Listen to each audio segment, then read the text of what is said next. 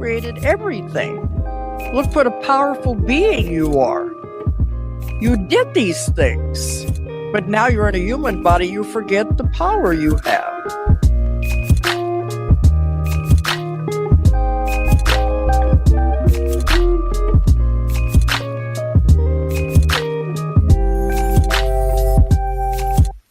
Welcome to Meta Mystics, where you don't know what you don't know. My name's Jonathan, and tonight we bring back everybody's favorite magician, everybody's favorite wizard. Welcome back to the show, Lord Byron, Jester. What's going on, dude? How's everything? Really excited for the show tonight, dude. Actually, I've been hearing this phrase go on about in esoteric and spiritual and ET podcasts and YouTube channels and whatnot. And I had heard of it before, but I never really gave it that much thought. I always just thought, oh, it's just another theory. But actually, what we're going to be talking about tonight is the Collins Elite.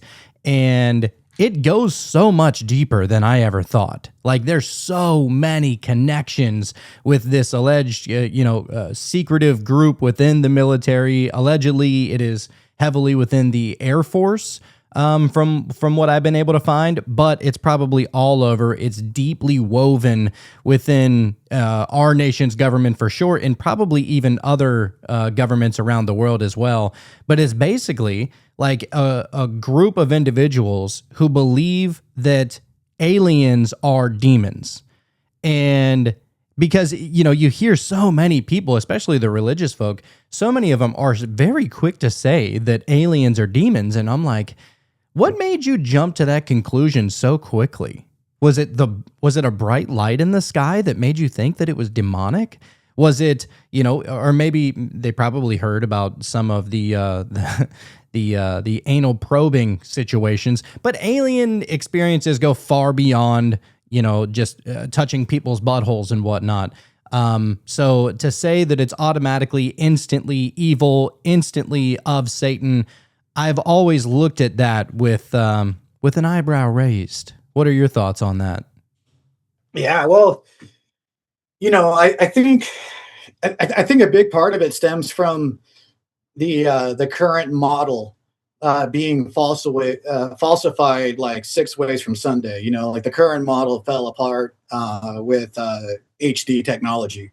So I think a lot of people are trying to explain the phenomenon of aliens and UFOs through a different cosmology.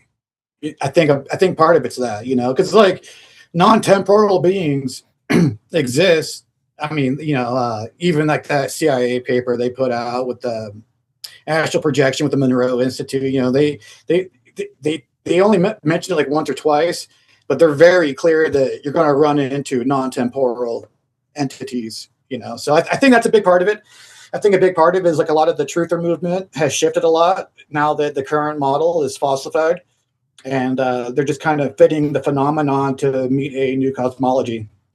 Yeah, it's very unfortunate just to outright call these things demons. Now, I'm not saying that some of them wouldn't be considered through a Christian lens evil or demonic. I never met an evil or demonic one, but just looking at it through a simple, religious lens, I think that we have to look at all of these kinds of things, these esoteric, interdimensional kind of entities, even the physical ones that have crash landed, whether it's, Area 51 or what have you. It's like, man, I feel like we need to be able to look at this in more of a wide scope rather than just through a narrow little lens. Yeah, and then immediately coming to the conclusion that they're all evil, too, So, but I mean, like one of the things with especially like the 3 Abrahamic religions, the 3 major ones, everything is seen as demonic through that lens, It's like it's very polarized. It's either like my team. It's either God or Satan. Yeah, and that's to me that's lazy if it's anything. You know, It is it's like lazy, you yes. haven't even looked into any of this. I mean, look into Revelation with Ezekiel's wheel and tell me that's not some kind of UFO. If you saw Ezekiel's wheel in the sky, you're just going to instantly say it's demonic. It's literally in Revelation. It's of the Bible. So Yeah. to instantly say that it's demonic inherently biblically would be false. Yeah. So there's that, people are superstitious and they have a habit of throwing the baby out with the bathwater, but people have this weird thing that somehow, that like these evil things are somehow like operating on an agenda that's like outside of what was intended for creation. You see what I'm saying? Yeah. And I just don't see that. I think everything was created for a purpose. Everything has a purpose. Even mosquitoes, which everyone hates, has some type of purpose, and the spectrum of creation. So yeah, it's pretty far reaching out there. And believe it or not, a lot of this Collins Elite stuff, like if it is a real thing and there's actually a lot of, I don't want to say proof, but there's a little bit of credence here that does back it up, that says that if it's not called the Collins Elite, there is a group of individuals that absolutely believe that these entities that are coming from other realms or dimensions or other planets are absolutely demonic. I believe that there is a group out there, call them the Collins Elite or what have you, but the actual Collins Elite title comes from a book. And this book was called Final Events by this guy named Nick Redfern. But it says just on the cover of the book, it says Final Events and the Secret Government Group on Demonic UFOs and the Afterlife. Now, this book was only printed in 2010. And supposedly this guy is some kind of like insider, to where he basically was, going around all these different policymakers and lawmakers and what have you. And he heard through the grapevine that that's absolutely what these things are. And it actually all stems where these people get this, this idea that they're all demonic. It all goes back to fucking Jack Parsons with JPL and L. Ron Hubbard and, the OTO with Aleister Crowley and stuff like that, which is really crazy and it makes sense for the timing, first of all, because the timing, because L. Ron Hubbard and Jack Parsons went out into the desert and they were basically trying to summon Aleister Crowley's demon or alien or whatever it was, right? Lamb. And whenever they go out there, they allegedly right after that, there was a flyover over the Capitol building or the White House or something like that. And a lot of the insiders within the government believe that Jack Parsons and L. Ron Hubbard opened up a portal to extra dimensions, and that's why we're getting all these UFO sightings, because of what they did in the desert back in 1946, I want to say. So it goes all the way back, but interestingly enough, you have that happen, and then like months later, Roswell happens. So, I mean, I get why. I mean, it's not exactly harebrained. It's not like that far out of left field how you can put two and two together and be like, well, these people are out in the fucking desert and, they're doing Enochian magic and stuff like that. And then all of a sudden Roswell and all these other UFO events. That would be the case for me. And I could be able to, put two and two together here if that were the case. But Roswell was not the first ever time that aliens or UFOs were ever seen. If you just look back at documented history, you can see it all over the Egyptian walls, and even documentations dating back into the early 1800s, in the early 1900s, and so on. So, yeah, to instantly say that they're just, evil and don't look at them, I think that that's actually part of a bigger plan, and we'll get to that. But what are your thoughts so far? A few things. Crowley and Parsons, so one thing to consider, and this is something a lot of people have trouble with, but a lot of Crowley's magic is still in effect today, which is impressive, but a lot of people are still under the influence of his magic today. And for it to be like 100 years and it hasn't fizzled out, I think that's impressive, because a lot of people think he's a charlatan because he kind of lived a depraved life And but What do you mean by it's still in effect today? Like, what's an example of that?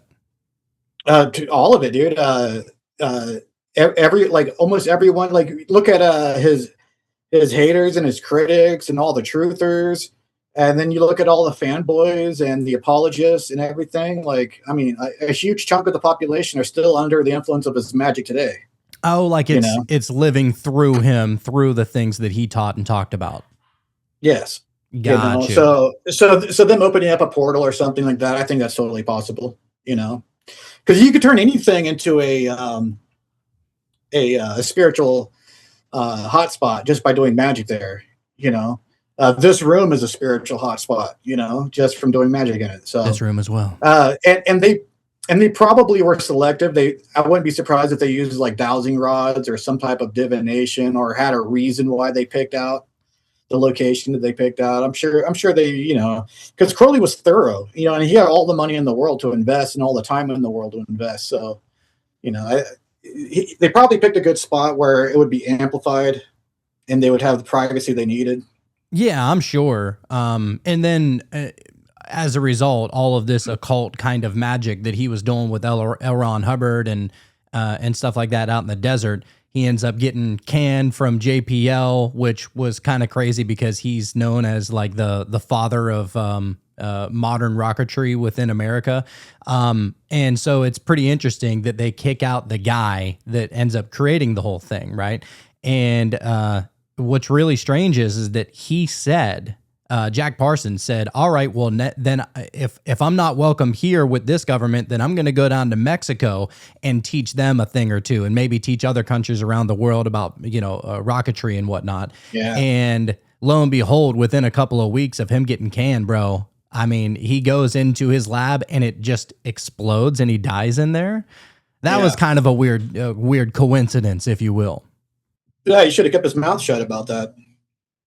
Yeah, some people just, their mouth gets them in some trouble for sure. So anyway, look, I want to go over, I just have it pulled up here real quick, just so we can kind of cover all of our corners here. The Collins Elite is a rumored group of U.S. military and intelligence officials who allegedly believe UFOs are demonic entities rather than extraterrestrial visitors. Popularized by researcher Nick Redfern, the lore suggests that this group links UFO phenomena to occult rituals performed by figures like Jack Parsons. Hold on one second. But yeah, I think a lot of Aleister Crowley's magic is still alive in effect today. They probably picked a good spot to amplify it. And then there's also the other option, like with Roswell. Roswell could have been a psyop. I mean, let's get real. Oh, it very well could have. Yeah, I mean, Roswell in general. Although I've been out to Roswell, and I love all the UFO lore and everything out there. It's pretty sweet. Oh, yeah. It's made a pretty nice tourist attraction for weirdos. Yeah, I love that, for sure. But here's the thing, so, I got into conspiracies in third grade and, started reading up on it in third grade. And when I first got into it, I was all about it. And the Philadelphia experiment, Roswell. So like third and fourth grade, I was going hard in the paint. And I had like all of these like giant boxes full of conspiracy books, like everything everything at the time, on like JFK, everything, right? The CIA, everything. So I started thinking, because like some of the first reports of the Roswell that it was like a wing, and the Nazis were working on stealth craft that was in the shape of a wing. And then you had the stealth bomber, which was top secret for like 20 years, but everyone kept seeing it and people used to see it thought it was a UFO. So like, hey, look at that UFO, look at that UFO. And then finally enough people saw it enough times to where they, kind of like, yes, we got this stealth bomber, So for a long time there, like I'd say like around fifth or sixth grade, I was like pretty sure that whatever crashed in Roswell was an experimental aircraft, something similar, or maybe like the predecessor to the stealth bomber, or something that would become the stealth bomber later as like a flying wing, But then when you start learning about the satellites on balloons, and during the Cold War, we were using high altitude balloons to spy on Russia and other countries, and that's something you might want to keep secret. So I think, and being like a truther my entire life, you know, and researching this stuff since the 3rd grade, it's almost like finding out Santa Claus isn't real anymore. But there's a slight chance now that I think that out in Roswell, it probably was a balloon, and they were using them to spy because they were so high altitude and they're so small, and it's like a passive engine, you know, that that they that it might have been a balloon, and that they made up the UFO stuff just to kind of muddy the waters. I mean, it's entirely possible, but I will say, if you've ever read the book called American Cosmic by Diana Pasulka, she mentions about her and this character, Tyler Durden, you know, Fight Club reference. But anyway, that Tyler, it was a pseudonym for Tim Taylor, who was in the intelligence program that was, you know, really diving into a lot of the UFO crash landing sites and stuff like that. Well, this Tim Taylor takes Diana Pasulka out to Area 50, or not Area 51, Roswell, and they go looking for what is called metamaterial, right? And there's a bunch of different types and stuff like that, but allegedly they come across this piece of metamaterial that is very similar to like aluminum foil. And in this, she goes and picks up this aluminum foil, and supposedly it just melts in her hand like it's ice cream. And then she goes and tries to straighten it out and lays it on the ground or something like that, and it becomes a solid thing again. And this was just shit that they were finding out in the middle of fucking bumfuck Roswell. If anybody's ever been to Roswell, I mean, it's, you know, it's a cool little town and everything, but you can go on the outskirts and it's just nothing but desert for forever.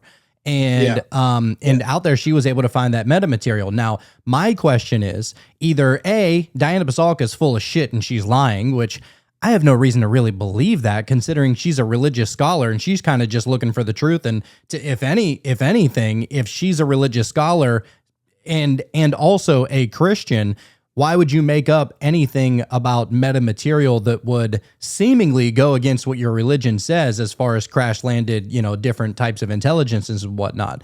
But my main point is that if that's the case, I believe that something happened out in Roswell, and the story goes that it actually wasn't in Roswell, that was more of a cover story, that it was actually in a neighboring town. I think it was called Cornwall or Cornwallis or something like that in New Mexico, that's actually where it all happened. And recently, I just watched this documentary called S4. It's about Bob Lazar and, you know, his whole experience out there. And he talked about, I believe it was out in the middle of New Mexico, up against like in this desolate mountainous desert, you know, place. And he said that within the mountain range were like these humongous garages where he was able to go down into the hangar of those garages, into the hangar of the mountain, inside the garages that they dug out of the mountain. And he said that that's where a lot of the alleged alien UFO, you know, UFOs were parked in there. And so I don't know if that's true. I tend to believe Bob Lazar personally. I mean, but I look at this, I look at all this very skeptically anyway. I never believe 100% of anything. So I'm very open to it being falsified. I'm trying to find a person that I can somewhat, you know, as Jacob might say, test the spirit and see if they're full of shit or not. And I have a pretty good feeling about Bob Lazar. I don't think he's full of shit. Yeah. So when he came out and did that Joe Rogan interview, you know, it's like a 3-hour interview. I grew up in a military family, like somewhat high ranking. And, you know, I'm pretty good at telling people they're lying because, there's little cues they do. And you can be trained how to do this. There's been people on Joe Rogan that were trained, these like stupid, like looking down and to the left so that you look like you're pulling something out of your memory instead of like up to the right where you're pulling it out of your imagination, right? So people are trained on how to do this stuff. But even those people, because when you force those things, it looks like you're lying even more when I can tell you're deliberately doing it, right? Right. So Bob Lazar struck me as someone who was telling the truth. But that doesn't mean that he's not putting out faulty information. The government works on a need to know basis, and let's put it like a dictator in like the Middle East, like we installed like Saddam Hussein, we funded Tim Osman, Osama bin Laden, we do this all the time. We overthrew Mossadegh, installed the Shah. This is a thing that goes on all the time. So like a lot of these dictators in the world, a lot of them are agent provocateurs, but that doesn't mean they're not sincere in their beliefs and they're doing what they think they should be doing.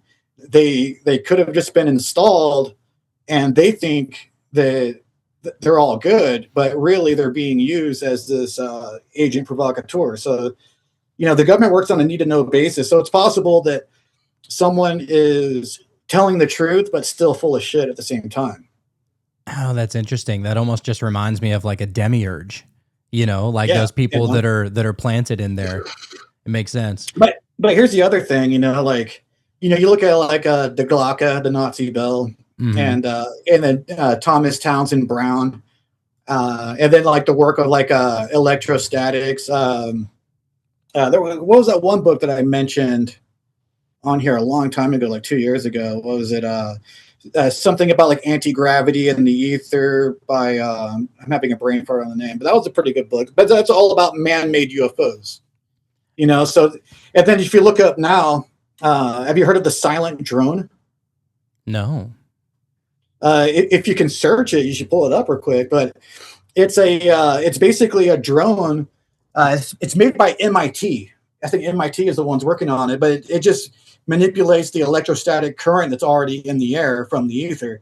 And so it's basically giving this drone like a really strong negative charge, which causes it to levitate and move around. They call it the silent drone. Yeah, I see it right here. So let's see. So it says, for a whisper quiet flight, the Autel Robotics Evo Nano Plus and the DJI Mini 4 Pro are top contenders. The Evo Nano Plus measures only 55 decibels at 10 meters.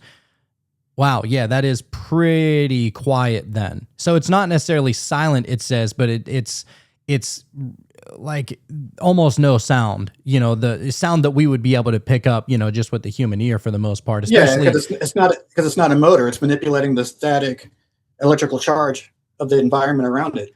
Yeah, I mean, I definitely get it. The Die Glocke one is a great example because I believe that fell in Pennsylvania, if I'm not mistaken. Which was really that's a different one. That was a different one, but it resembled the Glock. It's described the exact same way. Yeah, the Acorn, which was pretty interesting because in the new movie Disclosure Day, that was one of the clips that they showed as part of the disclosure at the end of the movie was the Acorn that crash landed in Pennsylvania. There's another thing to consider too about like Roswell, and then like another hot spot is Mount Shasta. There's a lot of military bases there that are top secret clearance, so Area 51, Roswell, so like the Roswell crash happened not that far from like a secret Air Force base where they test new flight craft. So now you got to think like we're aliens from another galaxy flying around and just happen to crash next to an experimental aircraft facility, or did an experimental aircraft from that facility kind of not work right because they're still hashing it out and crash?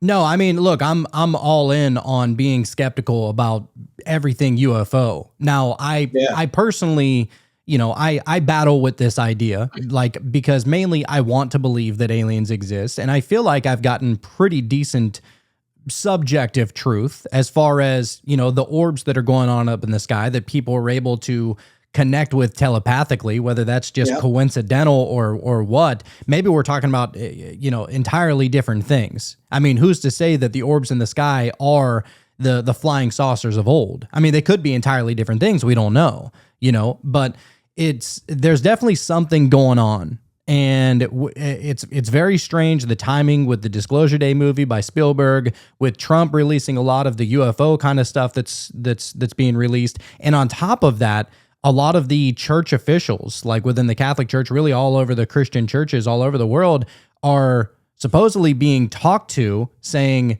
you need to know how to handle this situation for whenever disclosure comes about and there's other beings in the universe that weren't necessarily human. And so, like, it's really strange that all of this is kind of happening right now. And but the important thing is not that it's happening, because things happen all the time. The point that I'm trying to make is, how are they going to try and steer the conscious minds of the lay person who's not really looking into this kind of stuff, that goes in and checks into work and comes home and, hangs out with his family or her family or what have you, the people that don't necessarily have a whole lot of time to do a lot of research on this kind of stuff and would much rather probably just take the government's word on it? Not to say that everybody's doing that nowadays. I would actually say that most people aren't doing that nowadays, but unfortunately you still got some people that are asleep that just need a fucking good shaking. But that being said, it's like, man, I think that the way in which these conversations are steered is probably the most important part of it. Because if you're automatically coming out and saying anything that comes from the sky, or seemingly, ripping a hole in the fabric of space-time and walking through a wall in your bedroom is automatically demonic and of evil, I mean, you're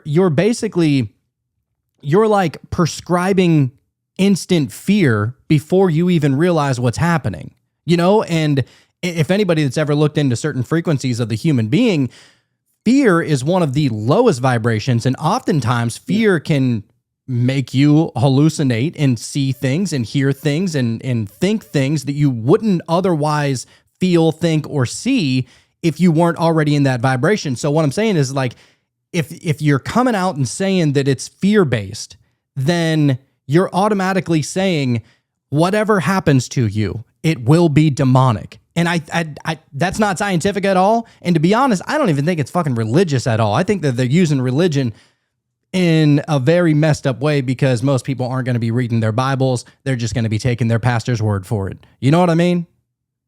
Yeah. Well, people are retarded.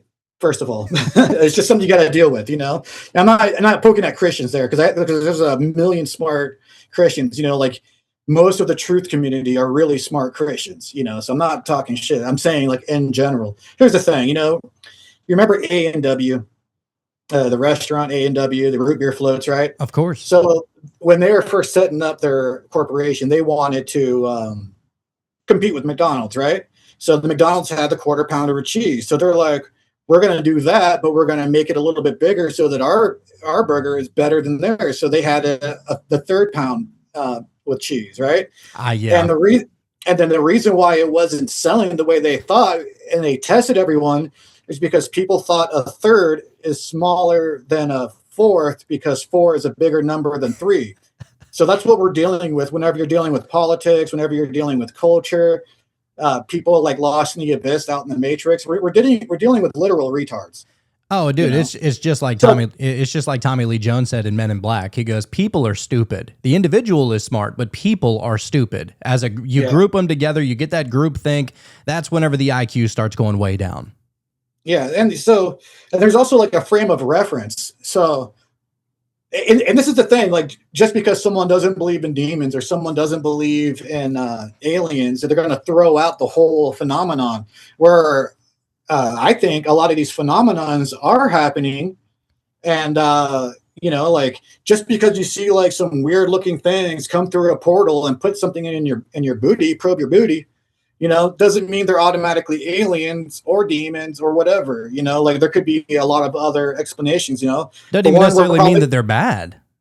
It doesn't even mean that they're bad. I mean, look at wildlife preservationists and like the DNR and stuff. They tag animals all the time. They check animals, they tag them, they chip them, they inspect them, and then they follow up on them a couple years later. Well, bad and good is all subjective anyway, for the most part. An antelope is going to think that the lion is demonic, right? Like that's Yeah. probably what an antelope would think, but that's only because the antelope from that perspective is always being hunted by these big ass cats. And so, it's really a matter of perspective. That's not saying that everything is subjective as far as that. I think we can all agree that there are a lot of terrible, disgusting, evil things that go on in the world that we can all agree on objectively. But that being said, with aliens, we just don't know enough to be able to say either A, they're white or they're black, they're good or they're bad. Like it's not a checkerboard floor. It's not Freemasonry here. It's not this or that. It could be like, look at humanity. There's a bunch of goodies, there's a bunch of baddies. That's kind of the way I see it right there. But look, I want to get back over to the Collins Elite here. So anyway, just to go back over that again, the Collins Elite is a group of U.S. military and intelligence officials who allegedly believe UFOs are demonic entities rather than extraterrestrial visitors. Popularized by researcher Nick Redfern, the lore suggests this group links UFO phenomena to occult rituals performed by figures like Jack Parsons. The group's central premise is that alien abductions and UFO sightings are orchestrated by fallen angels and demons intent on harvesting human souls and accelerating an apocalyptic event. Proponents of the theory assert that insiders within the Pentagon actively hold these spiritual rather than scientific interpretations of unidentified anomalous phenomena. The narrative has garnered a strong following through scholars, or though scholars emphasize it fundamentally reflects theological shockwaves and lacks scientific evidence. Of course it does. So basically, that's kind of the central theme here, is that there's a group within the military that maybe the reason why they have been dragging their feet on talking about UFOs and going as far as to propagandize it and calling everybody stupid and crazy and weird and childish and whatever, even for believing in it before the government has chosen to release, for some reason, this time to release all this. They've gone to every possible extent to hide all of this information. Now they're coming out with it. It does make me wonder, is it because they got their narrative exactly right? Is it the right time? Have they implemented the right people to push this narrative that it is demonic? Maybe that's the case, because you do have people that are within the White House for sure. People like J.D. Vance calling them, he believes that aliens are demons. He just came right out and said it. He goes, well, I think that all aliens are demons. I'm like, that's our fucking vice president right there, dude. Like, imagine. And there's a theory as to, his connections with Peter Thiel. Peter Thiel's talking about the Antichrist nowadays and whatever. It's so crazy. But, the Collins Elite, I mean, we can laugh at it and scoff at it all we want, but there are people out there that absolutely believe that. And, I guess that means we got to kind of take it seriously. All right. So this is Ross Coulthard. And if anybody's been keeping up with a lot of this alien and UFO kind of stuff, he's actually kind of been at the forefront as far as the news media goes. I believe he's on News Nation, but he actually had the egg, Jake Barber, on. And that's like, he was one of the first people to interview Jake Barber, who, he was in the military and he was like driving or flying some kind of helicopter that was hoisting up this giant, like motherly loving egg that he felt some kind of emotion, connected to it, which was really strange. But so he is somewhat open-minded, but he talks to a lot of these kind of whistleblowers and stuff like that and what their beliefs are. But somebody asked him, who are the Collins Elite? And I think that his answer is pretty interesting. Let's check it out. To the story of Jack Parsons, who was the creator of JPL Labs, which was the rocket laboratory in California. And Jack was completely unhinged and was really into the occult and devil worship and Satanism, and he was really fascinated with the possibility of demonic forces. And he was into Luciferan ideas and antithetical ideas, of course, to Christian beliefs. And it made him very unpopular with a lot of more conservative Christian types. But essentially, fascinatingly, Nick Redfern tells this story well. He's a British author who's written a book, the name of which I can't momentarily remember, but all credit to Nick. Nick's basically explained that he spoke to people who told him that the Collins Elite is real.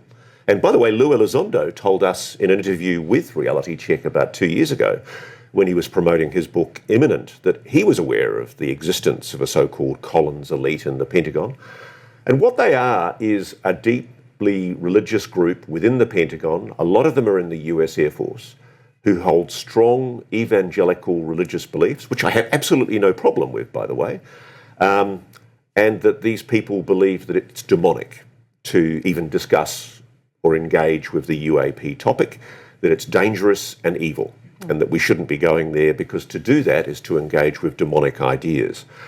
And a lot of this goes back to the 1952 Washington flyover, because Parsons was part of a group that became known as the Collins Elite, that were roped in by the CIA and other agencies back in the 1950s after the mysterious Washington UFO flyover, where literally alien craft allegedly flew over Washington, D.C. and flew over that building right there.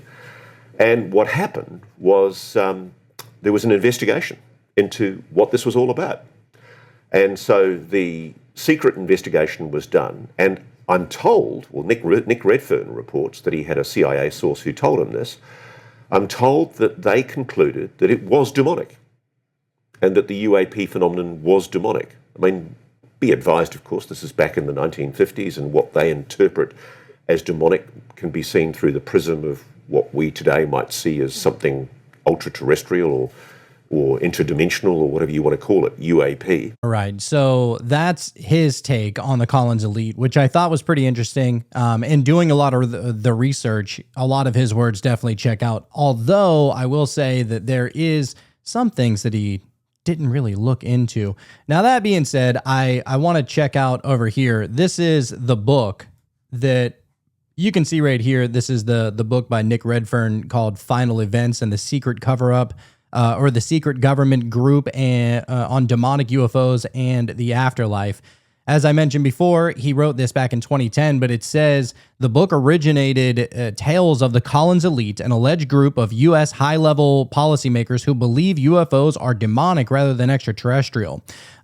In the text, the author states explicitly that the content are not demonstrably factual. In 2014, scholar of conspiracy theories, Aaron John Gulyas, a scholar of conspiracy theories. I wonder if I qualify for that. Anyhow, he devoted a chapter titled Space Demons to Redfern's Final Events book. Despite its origin in a work of hearsay, the term Collins Elite would go on to be incorporated into both popular culture and UFO conspiracy folklore. So anyway, the background to it, it says right here on Wikipedia that Final Events draws upon UFO conspiracy theories about Jack Parsons, an American rocket propulsion researcher at the California Institute of Technology. Parsons was a leader in the development of solid-fueled rockets. Parsons was a founder of the Jet Propulsion Laboratory and the Aerojet Engineering Corporation. Parsons was an avid occultist and follower of British magician Aleister Crowley. Final Events was not the first to suggest a link between Parsons and UFOs. Crowleyite Kenneth Grant pointed to Parsons' Babylon working occult ritual just prior to the wave of unexplained aerial phenomena now recalled as the Great Flying Saucer Flap. Grant argued that Parsons opened a door and something flew in. Occult author Francis X. King opines that Parsons felt flying saucers would play a part in converting the world to Crowleyanity. How about that? Crowleyanity. Well, good thing that never caught on. But anyhow, Parsons' former... It kind of did. It did. Well, I guess it kind of did. Yeah. But Parsons' former partner, Marjorie Cameron, became obsessed with flying saucers, which she interpreted as the result of elemental powers. Discordian author Adam Gorightly similarly connected UFOs to Parsons' occult rituals. So anyway, I bring all that up because I think what we're dealing with here is it's an amalgamation of so much information, and it's hard to understand where it all started, who to believe. You got government officials telling you what to believe and what not to believe. Is J.D. Vance right in saying that they're demons? I don't think so, but what do I know? Yeah. So, I mean, again, like people use the word demon for anything. I mean, I've seen videos of like Christian truthers talking about angelic magic as being demonic, so I mean, everything is demonic, but the spiritual connection with UFOs, I think it's worth noting because there are people that can have group meditations or perform rituals and then some lights show up. you know? Oh, Stephen Greer So- with CE5. I mean, people are hosting those events all over the place, especially now. You got people that are doing the Skywatch events. And Yeah. I mean, I know several of the people that host those events. I don't necessarily sense like an evil bone in their body per se, but who knows? I mean, I've gone out there and I've seen the same orbs that people are seeing at Skywatch events, whether, you know, if I'm around somebody that's praying for them to come, or what have you. I'm just like, I don't know, man. I don't get an evil sense, but ultimately I think that the demonic term in general that a lot of people kind of just throw around nowadays is like the same thing as calling somebody racist or homophobic. It's like it's been so watered down that nobody takes it seriously as much anymore whenever you just throw a name at somebody. You know, like to say that something is demonic in a lot of people's minds, demonic just means evil. You know, is everything evil demonic? I don't know if that math checks out, right? Yeah, seriously. And then it's like, I mean, how do you even define evil? You know, that's the other thing, because everything's a part of creation, you know? So, you know, like our alligators evil? No, they're just alligators, you know? It's just how it is. So, but yeah, anything that's oftentimes seen as like alien or unusual, like you were mentioning, calling everyone a Nazi and a racist, that's for anyone that thinks slightly different than you. That's kind of what that word has been reduced to. So, you know, like you can be pro-choice, but be a first trimester and people will call you a Nazi because you only think it should be done in the first trimester, even though you agree with them and you're pro-choice. That's kind of, it's really bummer how polarized and propagandized everyone is. And I don't see a clearing of that. I hope with these data centers and the protests going on with that we can unite some of the polarized and, you know. Well, everything's so damn extreme nowadays. And, dude, I know, dude. You know, there's a lot of triggering going on. And personally, I think that the triggering is really happening because, you know, I think that and I'm going to get a little woo-woo, I'm going to get a little spiritual here with this quote, but I think that the only people that get triggered are the ones that haven't spent time with themselves. You know, haven't meditated, haven't gone inside. You know, they're neglecting parts of themselves because ultimately, whenever somebody is triggered, if you are looking at something and you're triggered by something, what that points to is something that is not healed within you as to why it caused such an emotional reaction within. Yeah, and a lot of it is just a programmed response. That's the other thing. You know, like AI algorithms, propaganda, you know, it's crazy how polarized people allow themselves to be. And the thing is there's a lot of dynamics to life. Like you can be morally conservative but fiscally liberal. You can be morally liberal but fiscally conservative. You know, like, you know, it's like you can be a traditionalist but still be a leftist, or and vice versa. You know, you can have a very liberal lifestyle but still be conservative. You know, there's so much dynamics to the human experience, and people are just so polarized and unhinged. And well, ultimately, I don't know, man. Like Sam Tripoli of Tinfoil Hat podcast. Yeah, I got to meet him in person one time. He was actually a lot cooler than I thought he would be. Not to say that I thought that he was, you know, not going to be cool, but anyway, sometimes, you know, they say don't meet your heroes. Not to say that he was a hero of mine, but I did definitely look up to him, especially in the conspiratorial realm. But anyway, one of his quotes is that basically he believes that culture is kind of like a bad thing in general. Like the idea of culture, you know, first of all, within culture, you have tradition that springs forward. And tradition on the surface, it seems like, you know, it's a good thing. It's a familiar thing. Everybody's getting along. We're all doing the same thing. That's tradition kind of way, right? But you can kind of take that to the extreme as well, because ultimately what tradition is, it's kind of like, I mean, for a lack of a better word, it's like a habit or a ritual. If you really think about like a tradition in general, like how many people all across the United States on, you know, the third Thursday of November are cooking a turkey. And you might say, well, that's just tradition. But it's like, it's weird that everybody's eating the exact same thing on the exact same day. And most people don't even know why. Why is it turkey of all, you know, of all things? And of course, that's a harmless kind of example. But as far as like tradition goes, I think that tradition being very much like a habit. It's like, if you're doing things out of habit, that means that you're not aware necessarily of what you're doing. You're kind of just going through the repetitive flow that you've always gone through. And if you're constantly going through that repetitive flow, then you're not aware of some of the things that you're going to do or say or think. And therefore, through certain traditions and through certain cultures, you develop this kind of ideology that's not even yours. It's just, it was something that was thrown around and believed by your peers that you maybe trust or idolize or believe or what have you.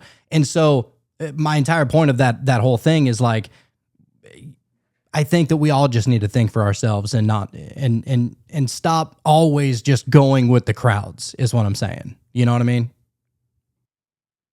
Yeah, exactly. And I think there is a spiritual thing, because I think if you had a stronger connection to your higher self, it would be a lot more difficult to fool you.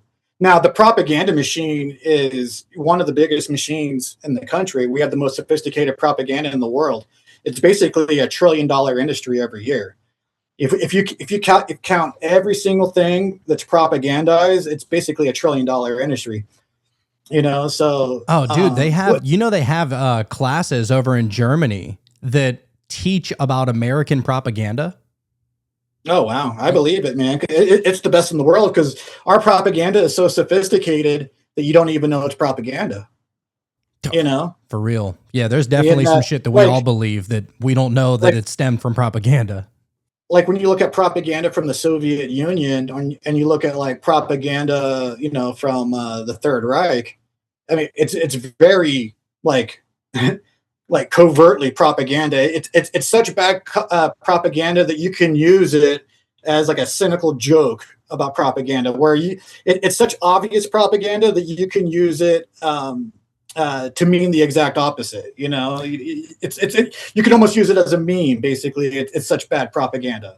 Oh yeah, 100%. I mean, even think about Trump, the guy who was never religious, never outright expressed any kind of, religious fortitude or ideology, all of a sudden runs as a Republican president, and he's calling upon the Christian supporters. It's like, the propaganda, even with that, is so interlaced within like, oh, well, if it's somebody that's red, then, they better believe in Christianity because we're the party of the red. And it's like, man, like you're grouping yourself in with individuals who, just because they align with your religion, you believe that they align with everything that you believe.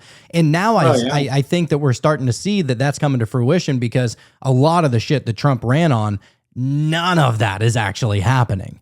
Like, and the Epstein files and everything else, as far as that all goes, even the UFO disclosure, I'm like, dude, those videos and that information they released was nothing that nobody didn't already know anyway. Yeah, the same with JFK and everything. Yeah, it's all been a nothing burger, man. And like all the like spiritual community, man, like all the witches and everything, they were all binding and cursing Elon Musk over Doge. And here's the thing, dude, like you can't have a space agency unless you go through NASA. All of the space agencies in the world go through NASA. So he already has a huge contract with like top secret government. And he's not going to bite the hand that feeds him. Plus, the government pays a subsidy for all the Tesla sold, because he can't make them cheap enough to make them a viable option. So for every Tesla that's ever sold, the government is paying him like $10,000-$15,000 per car, because just to make it so people can kind of afford them, and they're still expensive on top of that. So it's one of those things where he's clearly not going to bite the hand that feeds him. And then what happened with Doge? Nothing. Like all these people are, getting their pink panties in a twist, and all of it's a nothing burger. All of it. Yeah, it's out there, man. It's really crazy. So I have a lot more that I want to get to here. And one of them was actually Chris Bledsoe. He was questioned about this whole Collins Elite idea and what he thinks about it. I know that there are some people out there that maybe, don't necessarily like Chris Bledsoe. Maybe they love Chris Bledsoe. Certain people seem to be split on, what he's experienced and some of his affiliations with drones and government and all this weird kind of stuff. His relationship with Tim Taylor and, all of the, Luis Elizondo and people of the sort who it's hard to know who to trust. I personally, I believe Chris Bledsoe. I might even be in the minority by saying that, but I believe that he seems genuine to me. However, looking at his past, I guess he was a bit of a shithead. He was scamming people out of homes. I don't know what to believe. That's just what I hear. But that being said, this is a 2-minute conversation that he actually had with Ross Coulthart on News Nation. And Ross is here questioning him about the aliens, demons, and the Collins elite. Is it an angel? Yeah. So when you use the term angel, are you literally referring to a Christian god, angels? No. What I'm referring to is there's a difference in the way you interpret something. When I say ET, a person in their mind would magically think a ray gun and a machine and a flying saucer coming from some planet. But when I say angel, that word means it's here, it's around us, it's connected to our consciousness, and then it can harm you or hurt you or bless you. So what do you say? I mean, one of the things that is a constant reference from people I talk to in defence, and Lou Elizondo has said this publicly to me when he did an interview with News Nation last year about his new book, Imminent. There is a Collins elite. There's a group of people inside the Pentagon and the intelligence community who do genuinely believe that this phenomenon is demonic, right, evil. Right. Are they wrong? Yep. Isn't it possible, though, that, I mean, if you say that there's different types of non-human intelligence that are engaging with us, isn't it possible that some of them aren't very nice? Oh, yeah, I'm sure where there's good, there's bad. And I think we need to be grounded in, you can attract whatever you want. But when you say they're not demonic, they're not evil, how do you know? I'm not saying I think there are demonic entities, but I don't think they're the ones coming in the light. I think the demonic entities possess you in spirit and mind and how, inhabit your soul. You have to exorcise them to get them out of you. But the angels come in the light.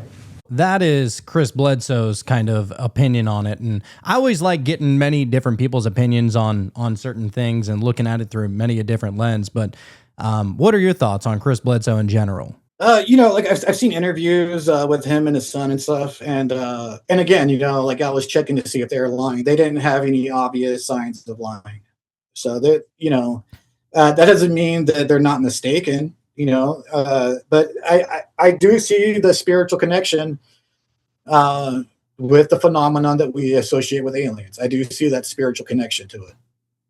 Okay. And I think a lot of people do because that's testable and repeatable. Like there's a guy in the radionics community. He's like out of Nevada, and him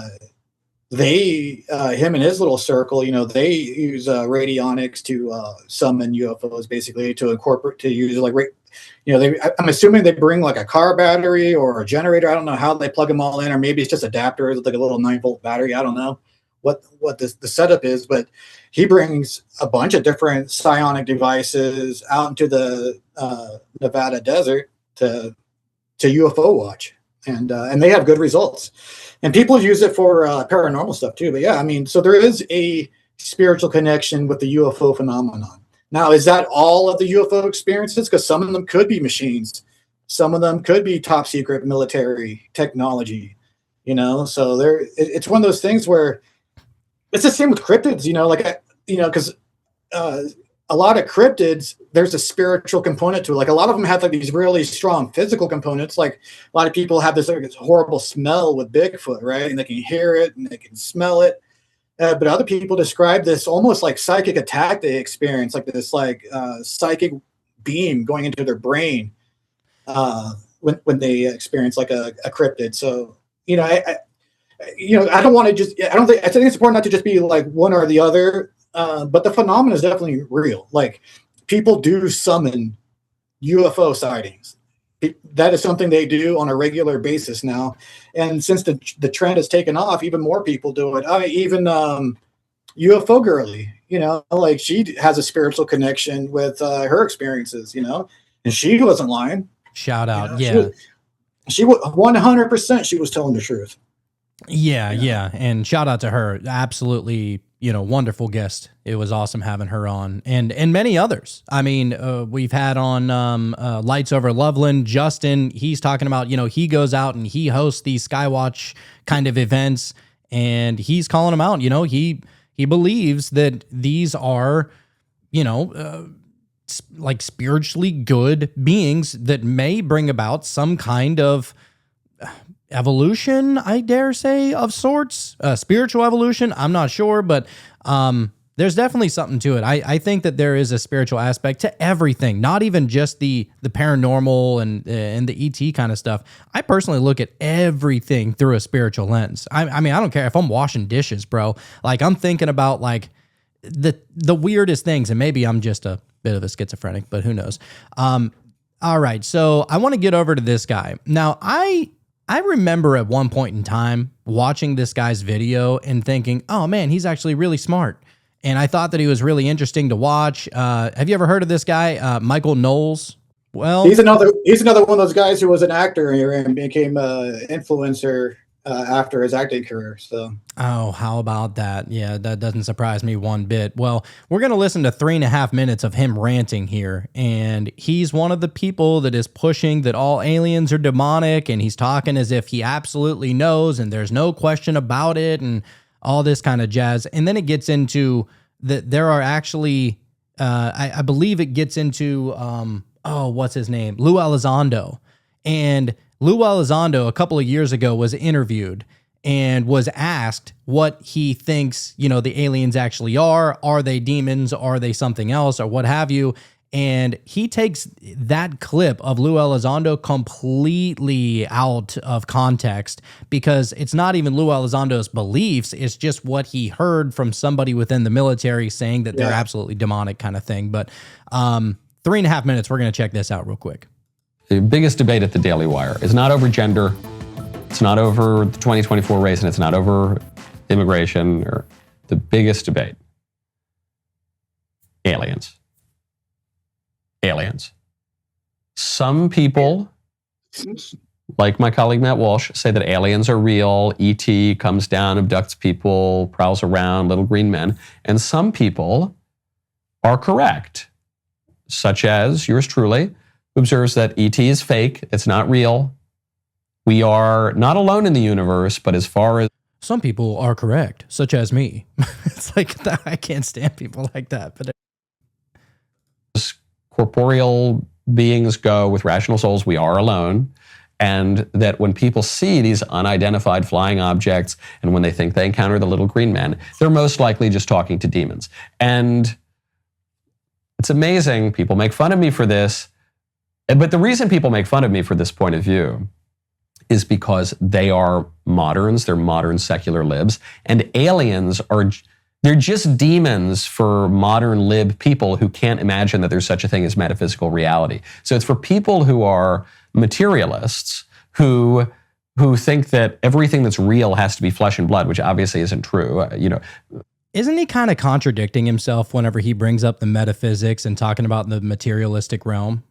Like, I feel like he's kind of contradicting himself in saying, well, clearly there's a metaphysical realm and clearly the demons exist there. I'm like, how did you put that together?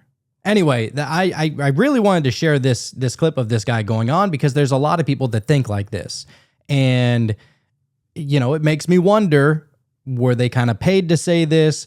Who got in their ear? Who told them to think about it like this? Because, or maybe they're being honest. I don't know what I don't know. There's a lot of the big influencers talking about this all at the same time, like Carlson, this guy. Carlson comes from a CIA family. This guy was an actor. He seems disingenuous. Doesn't mean that they don't occasionally put out, good content. You eat the fruit and throw away the peel. You just got to do that, So, but yeah, so, here's the thing, I think a lot of your, atheistic, and not just atheistic, but even some of the more liberal people that believe like UFOs is more of a physical thing.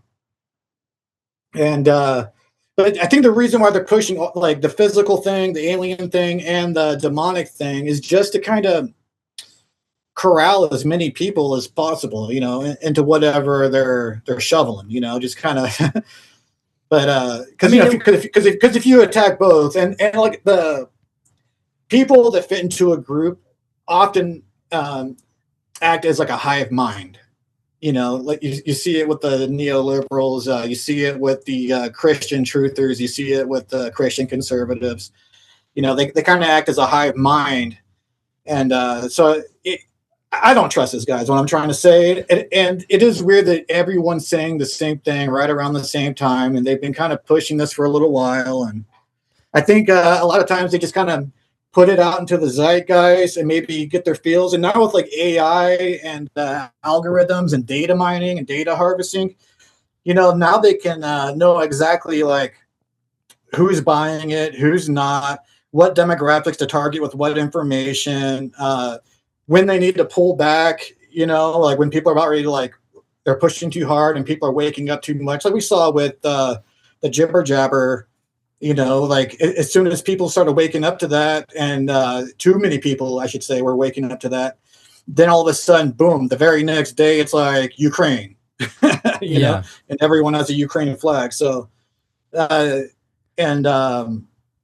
you know, they were entertaining like the hantavirus, right? They were entertaining the idea of bringing back another pandemic, and you know, like they put the information out there, they collected all the data, and either they're still thinking about doing it, or they saw that not enough people were going to bite it and to shift gears. But they were putting the information out there, letting people post about it and make comments about it. They collected all that data, and what they do with it is what they do with it. But you can see this plan happening a lot now. And like I said, man, with algorithms and data mining and data harvesting, they know exactly who to push and who to scale back on. You know, they know exactly like, and it's getting better and better, you know.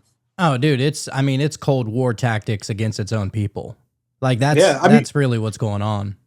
You know, look at the George Floyd and the Summer of Love, you know, that was like social media algorithms specifically targeting different demographics of people with different types of information and getting them all motivated to, you know, to do what they did. I mean, which was really strange because looking back at the video, everybody's wearing a jacket and sweaters and hoodies, and they release it in the summer. You're like, come on, man. How long you been holding on to this fucking video? But anyway, they definitely have, they're 100% data mining. And I would say that with that data mining and probably with the help of certain AIs out there, they've been able to identify what they can and can't say in order to be able to, you know, kind of like weigh which propaganda they can push in a certain way. And I would imagine that actually the Hegelian dialect is probably a lot stronger now than it has ever been, especially with all that data that they're receiving. I mean, and it's not even just off of social media or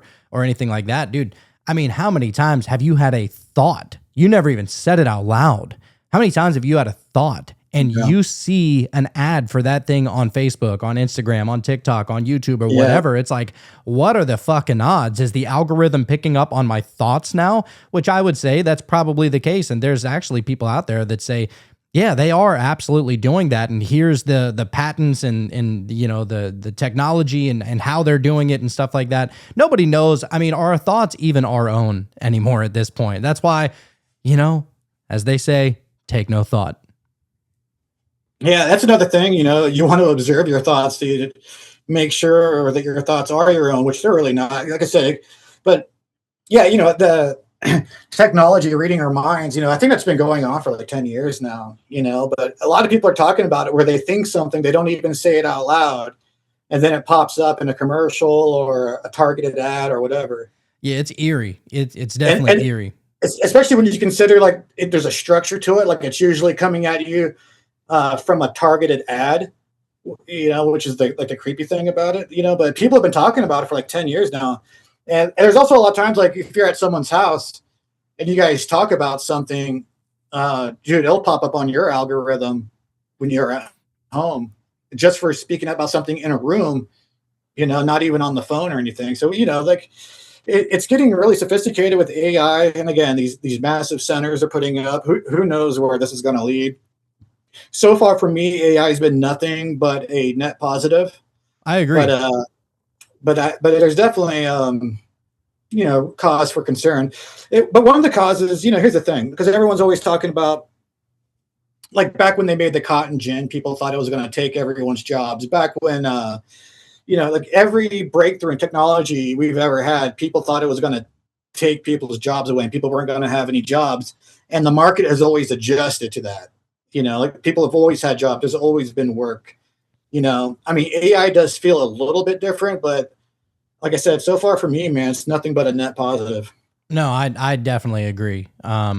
I see AI, and the thing is that even whenever there's any kind of negativity attached to AI, such as fake videos or fake pictures, they're usually pretty easy to spot.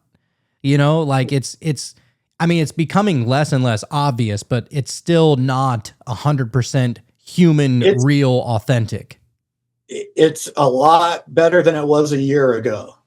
Oh, and it's only going to evolve even more. So yeah, that's a fast amount of time for something to improve that much, But here's the thing, this is the thing. When you start seeing like these messages put out into the zeitgeist in an orchestrated fashion, so all those like videos of like all of the newscast guys all saying the exact same script at the same time, like this is a threat to our democracy. This is and all of that. You've seen those, right? The compilations where it shows like one person talking about it, and then like 4 people, then 8 people, and everyone's saying the exact same script.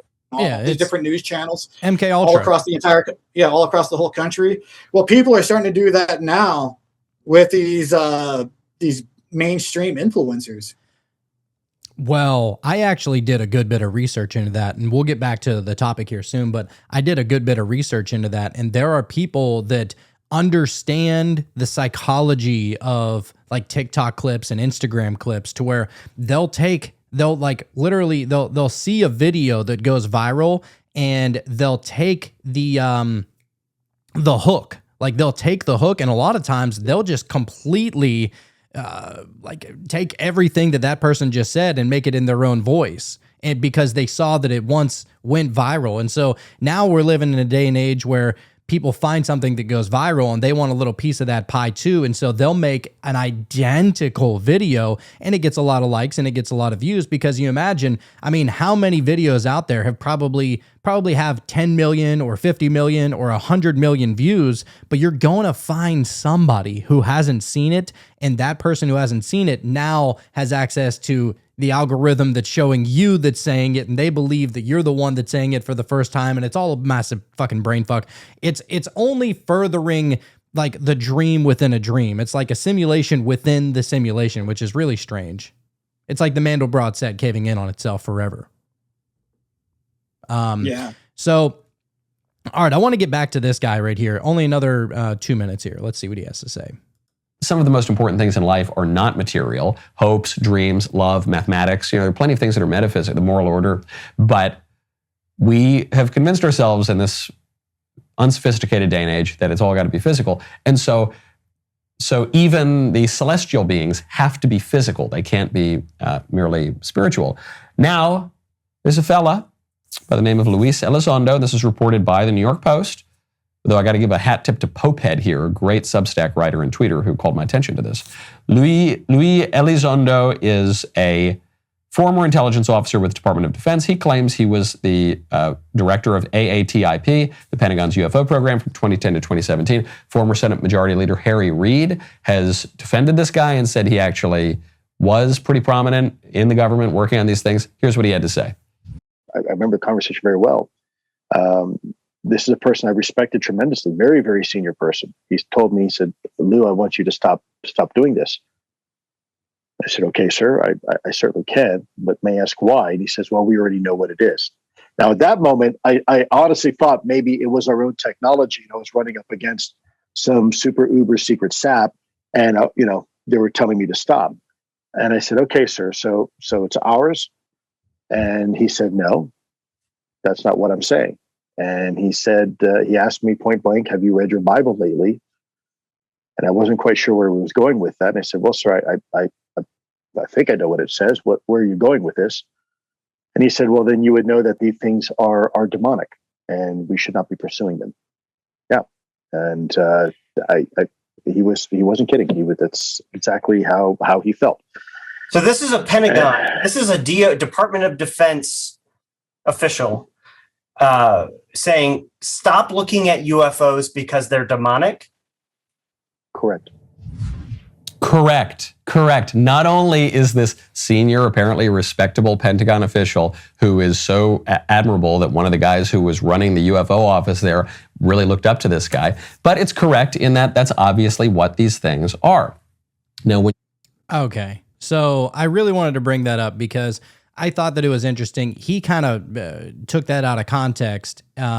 He was saying that Luis Elizondo was the guy that was saying that they're demonic, and he has insiders telling him that. He did have insiders telling him that, but if you listen to Luis Elizondo, that's not the position that he takes as far as what ETs actually are.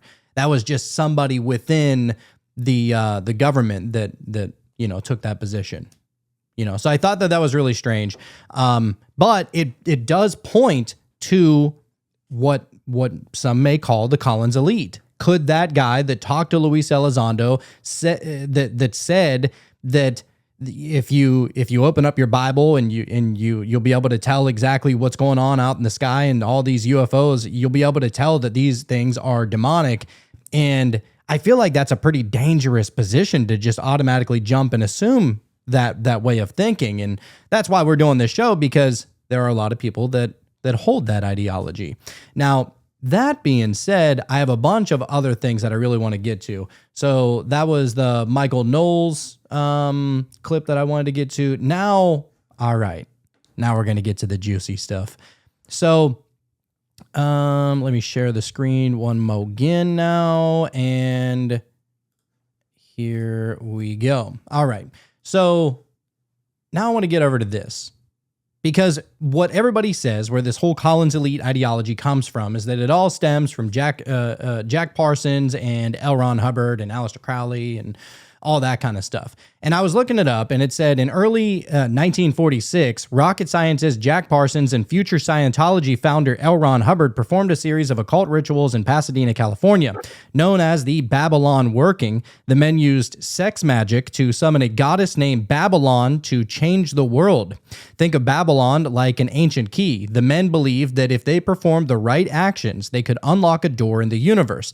This would let a divine female force take over the earth. They built an altar, chanted, and read magical text. They even used an old system called Enochian magic. Hubbard wrote down the magical results as well, and the ritual ended badly. Hubbard and a woman named Sarah Northrup ran off with a lot of Parsons' money. Parsons died a few years later in a lab explosion. Now, I want to really start with that because what I was finding is this also right here. So I was curious about what exactly was Jack Parsons and Aleister Crowley's connection there. Did they ever meet in person? Turns out they never met in person, but they were writing each other back and forth. And Crowley actually, we'll get into it here in a second, but it says Crowley lived in England while Parsons lived and worked in Pasadena, California. Parsons was a pioneering rocket scientist who helped start the Jet Propulsion Laboratory. He also loved the occult and followed Crowley's religion, Thelema.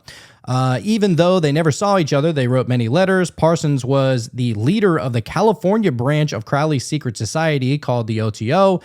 Crowley thought very highly of Parsons, and in fact, Crowley warned Parsons to stay away from L. Ron Hubbard, but Parsons didn't listen, and Hubbard later ran away with Parsons' money, which I thought was pretty interesting that even Crowley knew that L. Ron Hubbard sucked. I mean, the guy, because L. Ron was the guy that formed Scientology, right? Yeah. And it's funny because, you look at like kind of how shady Crowley is. Even Crowley was like, dude, I don't think you should be hanging out with that guy, man. I know. Did you ever hear the backstory between L. Ron Hubbard and Jack Parsons? Maybe, but fill me in. L. Ron was kind of a kind of messed up to him, dude. Like he like stole his girlfriend. I think was hooking up with her in the same house, and yeah, he did Jack Parsons dirty, man. Oh, Allegedly. that's right. Yeah, he did. I remember watching a documentary on L. Ron Hubbard and Scientology and about how big of a scam artist this guy was. And L. Ron was like real big into like comics, like drawing and creating comics and stuff like that, wasn't he? It was like just like pulp, like pulp books. And I wouldn't say they're comic books; they're like novels or books, but it was like pulp fiction, pulp science fiction. You know, but he would write it all out in like one sit down. Sort of, you know, he would just like bang out these stories super fast because he was getting paid for them. And I think he's credited as writing the most science fiction novels out of anyone else in history because he was cranking them out so fast. Oh, that's right. Yeah, I remember that. Yeah, that's crazy that you'd want to team up with somebody like that. But either way, so all right, now I want to get into something that I'm actually shocked that nobody has put two and two together with this, at least nobody that I'm aware of. And that is, so you have the Collins Elite, of which we're talking about here, but also there is a video that I want to share here by our boy Santos Bonacci. And anybody that's ever followed Santos Bonacci, maybe you listened to our episode with him. That guy, I don't believe he's full of shit. I believe that he knows what he's talking about. The level of research and understanding that he has had over the years. I mean, I think that he is second to none to nobody. So listen to this. Now, a lot of people follow Santos because of his astrotheological connections and tropical astrology and sidereal astrology, all that kind of stuff. But he also gets into like who the royal families are of the world, who's really running the world, who are the 13 bloodlines and stuff like that. He was one of the main people who kind of put that together. And just listen to one of the names and we'll get to it here in a second. But this is Santos Bonacci. Guess who runs the United States? Everyone says, oh, it's the Rockefellers. It's the Collins family. Now, who are the Collins? Well, there's a fellow called Christopher Columbus, who in Spanish is called Cristobal Colon. He came from one of the papal families called the Colonna family. And they were the enemies of the Orsini family, who considered themselves to be the Maxima family. The Rothschilds and the Windsors come from the Orsini family. The Orsini and the Colonna were fighting in the Middle Ages to be popes. One pope finally comes along in history and says, right, you've got to stop this fighting amongst yourselves. He said, one of your family has to marry one of their family, and you have to make amends, and we have to make a papal bull, and we have to work together. And from then on, the Collins family becomes Columbia, District of Columbia, the Knights of Columbus, Columbia Pictures, British Columbia, Columbia in South America, and the Collins family still runs America. Thank you, Christopher Collins, otherwise known as Christopher Columbus. If you're... All right, so I was like, holy shit. So he believes that there are a group of individuals that are running this country kind of behind closed doors. Everybody wants to blame the Rockefellers and the Rothschilds and the Gateses and, the George Soroses of the people out there. But he believes that it's actually secretly this Collins family and that they date back to like pre-Christopher Columbus. And so I thought that was really interesting. And I've heard people say this before, that if you even mention the name of you can talk about some of the other royal like bloodlines of the world, right? And a lot of people say that, well, these are the Merovingian bloodlines. They believe that they stem from the same blood of Jesus and Mary Magdalene and that whole kind of charade there. But if that's the case, and the Collins are actually either running the world or at least running America, and then inside our government, you have the Collins elite, could it be a weird coincidence? And so I started doing a little bit more research, and I actually found something very interesting whenever it's pertaining to the Collins bloodline. So I found it says that some conspiracy literature places a Collins family among alleged Illuminati bloodlines that are said to control banking, media, politics, and intelligence. The claims include that they are centuries-old secret societies, occult traditions, influence over governments, hidden financial control, manipulation of world events, and more, which we're about to get to here in a second. I'm going to share the screen one more again because this shit is actually crazy. I mean, I saw this and I was like, there's no way I'm the first person to ever put this together. And I mean, I'm a conspiracy theorist, so I like to look into the deep dark forbidden webs of the internet out there. But I found this right here, and this is on a Substack from the Mystical Awakenings. But it says the Collins bloodline, sorcery, secrecy, and the priesthood of power. And I thought, oh, what an interesting title. So let's read it. So it says, not all rulers wear crowns, some wear cloaks. The Collins family is one of the most elusive and most dangerous bloodlines hidden among the elite. Unlike the Astors and the Rockefellers, they didn't build their legacy on public wealth or policy. They built it on ritual, spiritual power, and generational witchcraft. While their early history is cloaked in mystery, researchers believe the Collins name originates from British Druidic lines and possibly Phoenician seafaring priest kings.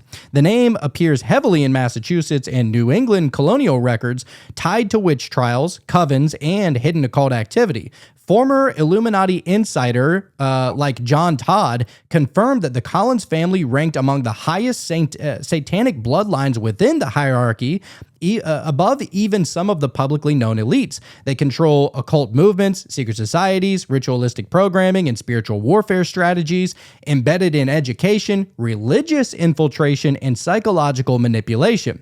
Behind the veil of Christian ministries, some Collins family members became wolves in pulpits, secretly fueling spiritual deception from within the church. So I thought, holy shit. Could this be where a lot of the dogma, a lot of the extremism, and the instant ideology of saying that all aliens are demonic, could this be coming from there? So within the lore of this Collins family, there are key figures such as John Collins, who was an early colonial elite who was deeply involved in New England society and possible secret societies of the day. Then you have John Todd, who was the guy that kind of outed all this kind of information. But John Todd was a defector from the Illuminati who claimed to be part of the Collins bloodline. He exposed their rituals, power over media, and their role in controlling major Christian denominations. All right, so, I mean, I feel like I'm not grasping at straws here, but it says that there are unknown matriarchs as well, female occultists. Then there's occult infiltration. So the Collins bloodline is infamous for their role in ritual child abuse, mind control, and multi-generational witchcraft. John Todd warned that many Christian ministries were Illuminati-run fronts, and the Collins name came up repeatedly in those inner circles. Some claim the Collins line had early influence over the Church of Satan, Wiccan orders, and even elements within the Vatican. The Collins name is barely mentioned in public, but feared in the hidden world. So it goes on to say that the Collins bloodline still operates, but often under assumed surnames, hiding their identity even from fellow elites. Their methods are less about politics and more about controlling spiritual atmospheres and weaponizing religion. They are believed to influence Hollywood, false prophetic movements, and global entertainment trends within occult symbolism. Now, am I crazy in saying that the Collins elite might be the elite known as the fucking Collins here? Yeah, for John Todd to be talking about that from so long ago, it's kind of cool, I guess. But John Todd's kind of a sketchy guy, I think, so. Yeah, I looked a little bit into him. And I found something that was like, all right, he could be, a fraud. But to be honest, and this is where I like to look at it from, if you're somebody that's really onto something, they got two things about how they take people out. Yeah. And it's either I'm going to take you out, like physically, I'm going to kill you, or I'm going to run your name through the mud so that nobody trusts a single fucking thing that you say. Right? Yeah, exactly. So, because I think he was like a tweaker, a little bit, and I think there was like some other person he was involved in. But anyway, who knows? With John Todd, he said some crazy stuff. Some of it rings true. Some of it, like maybe, But yeah, with the Collins elite, yeah, I think Santos is spot on with that. And there's a lot of these kind of like American elites, like the Pacers and do you know that Jay Parker guy? He's like a SRA survivor. I think he comes from like the Penn family, that Pennsylvania is named after or something like that. Oh no, I didn't hear about that. Yeah, he kind of comes. I think his network for his abuse was in Delaware. I want to say it's been so long since I've heard his interviews. I don't want to get anything wrong, but yeah, some of these. So here's another interesting thing. Did you know that Joseph Smith and Emma Smith both are direct descendants from the original Mayflower? The original Really? Pilgrims. Yeah. And a lot of the like American elites, apparently a bunch of them can trace their heritage straight to the original Pilgrims. Oh wow. Dude, there's so much of our history we have no fucking idea about. Everything has been I don't trust most of our history, to be honest with you. Oh yeah, I don't really trust any of it. I mean, it's cool to talk about, Right. But so yeah, with everything, you kind of got to take it with a grain of salt, because one person might be like straight up lying, but another person could say like wrong information, but they're telling the truth to the best of their knowledge. It's just one of those things, and you have everything is propaganda, but just because it's propaganda doesn't mean there's not any truth to it, because you can put out the truth as propaganda too. Like I said, it's just it's a mind fuck. Life's a mind fuck, man.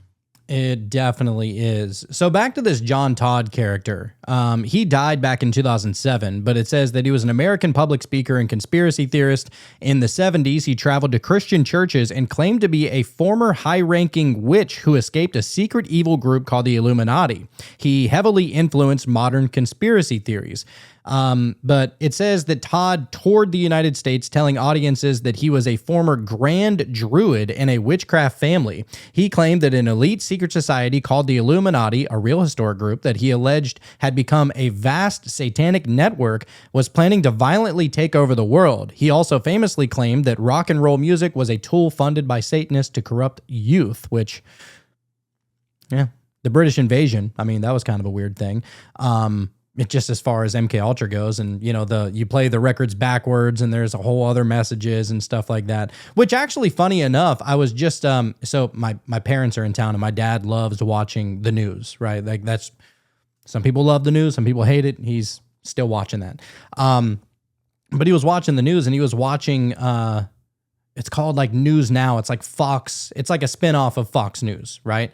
And in the corner, well, I was showing my mom, I was like, the people that control the media, they understand how the human subconscious mind works, so that whenever they place something on the screen, maybe your conscious mind doesn't pick up on it, but your subconscious mind maybe does, right?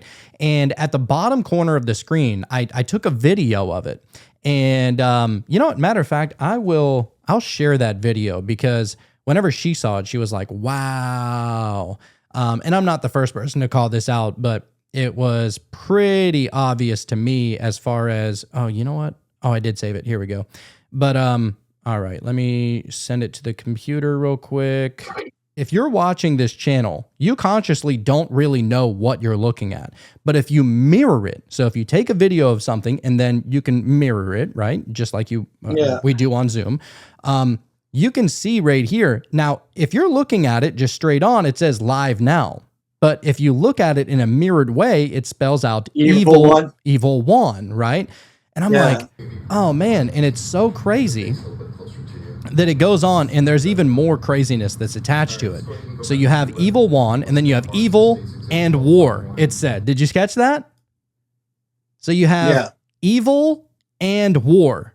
It's like they put it right in front of you, and if you're not catching on to it, they almost like are getting cocky with it, I feel like. So you got war and evil 24/7, and 115,000 people are watching this and almost partaking in the ritual itself, And Fox is one of the few words you can spell out with the English language that with numerology is 666. Oh my God, of course it is. Yeah, I think off and Fox. Wow, that does not shock me one bit. I was trying to figure out what the Fox could have meant in reverse like that, but I mean, hey, 666 is the same thing forward and reversed. Holy shit, that's crazy. So anyhow, I just wanted to throw that out there. But anyhow, it says it talked about some of his sensational stories and yada yada. It says investigative journalists and Christian organizations quickly uncovered major inconsistencies in his past, and basically saying that he was fraudulent and he died in a psychiatric facility and what have you. But I thought it was pretty interesting that this guy was calling out the Collins family. Santos Bonacci was calling out the Collins family for being some kind of satanic Illuminati, blood cult of sorts, and that they're the ones that are infiltrating some of the Christian churches. And I don't know when the last time you went to church was, but I don't ever remember them talking about really anything that pertained to how to look at the world necessarily. It's more of like a kumbaya kind of situation. Last time I went, it was more of like a, let's just worship Jesus, and which I get it, it's church. I understand it, but how are you going, like, in my mind, whenever I go there, I want to learn something and I want to know how to integrate it into my reality and how am I supposed to look at it. And I just feel like if you're trying to deceive people, if you're trying to give them the wrong message, then maybe you're going to confuse them and say that, I don't know, an apple is an orange or what have you. So where does that lead me? That leads me to Peter Thiel. Now, if you remember, it was a few months ago whenever Peter Thiel, he was holding like these seminars talking about the Antichrist. And we're not going to get really too far into it, but basically, it turns out he's like a New Age Christian of sorts who he was holding these lectures and he was selling them for $200, and supposedly they sold out within hours. One person took notes and published them on Twitter, and he had his ticket revoked. And so I guess it was supposed to be separate from everything else that Peter Thiel works on. But the interesting thing here is that the connection that I'm trying to make here is that Peter Thiel is this guy that's holding conferences on the Antichrist, Peter Thiel being the same guy that promoted J.D. Vance and kind of helped him rise in the ranks, right? And even that clavicular guy, he basically was in with Peter Thiel too, and he's promoting that weird looks maxing thing. And so Peter Thiel is he's one of those suspicious guys. And isn't he also the guy behind the Flock cameras? Oh, is he? Yeah, I think it's his company that's putting up those AI surveillance cameras everywhere that's tracking everyone's license plates and everyone's movements and their eyes and everything. I wouldn't be shocked. That guy is all about, which is really strange because Peter Thiel, he's like, allegedly he's against globalization, but he's all about like security and monitoring humanity and, like weird shit. Like, I don't know. But anyway, I bring that up because of, his hand in pushing J.D. Vance, seemingly a nobody, before he becomes vice president, right? Like nobody really even knew who this guy was. And it seems that he just grows out of nowhere. And this is J.D. Vance, who was at one point in time a never Trumper. And all of a sudden he's going as Trump's vice president and has nothing but good things to say about him. I don't know. It just screams like placement to me rather than authentic. But what in politics is authentic anyway? But anyway, J.D. Vance right here, he's being interviewed and he's being asked about aliens, and the rest is history. Let's see. We're working on it. It's funny. When I came in, I was obsessed with the UFO files. And then you start getting really busy worrying about the economy and national security and things like that. But I've still got 3 more years as vice president. I will get to the bottom of the UFO files. Okay. Have you peeked? Have you done a peek? Have I what? Have you done a peek? I mean, like, So I actually haven't. I have full not. Independence Day. I have not been able to spend enough time on this to really understand it. Yeah. But I am going to. Trust me. I'm obsessed with this. I've already had a couple of times where I'm like, all right, we're going to Area 51. We're going out to New Mexico. We're going to sort of get to the bottom of this. And then the timing of the trip just didn't work out. But trust me, anybody who's curious about this, I'm more curious than anybody, and I've got 3 years of the very, very tippy top of the classification. I'm going to get to the bottom of it. Okay, so you haven't been to Area 51 yet. Not Okay. yet. He kind of reminds me in just the way that he's talking. Nobody likes them more than me. Nobody's more obsessed about the UFOs more than me kind of situation going on here. Yeah. You know, honestly, like for a vice president, I mean, like, I don't trust the guy. I don't trust any of these people ever, you know, but he kind of has his wits about him a little bit more as far as like a conversation setting goes.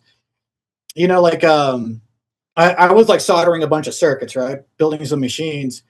And his interview on Joe Rogan was playing, and it just like auto played, right? It just started playing after because it was on my Fire Stick, right? So I'm sitting there soldering circuits. I was like, "Who the hell is Rogan talking to? Dude? This person almost sounds like a journalist." Parts of the interview almost sounded like Abby Martin, you know, the type of conversation you would have with Abby Martin.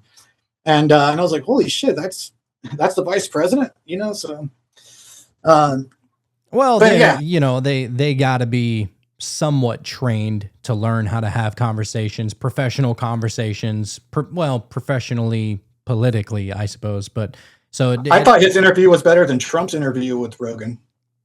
Oh, I'm sure. I mean, he seems, you know, maybe a little bit less full of his own shit. Yeah, but it's one of those things where they how these people get picked and groomed and put out there, you know. Like, I mean, this is just like some random guy from Appalachia. I think he's from Kentucky, right? Which is another thing to kind of like about him, because, you know, Kentucky seems like a pretty cool state.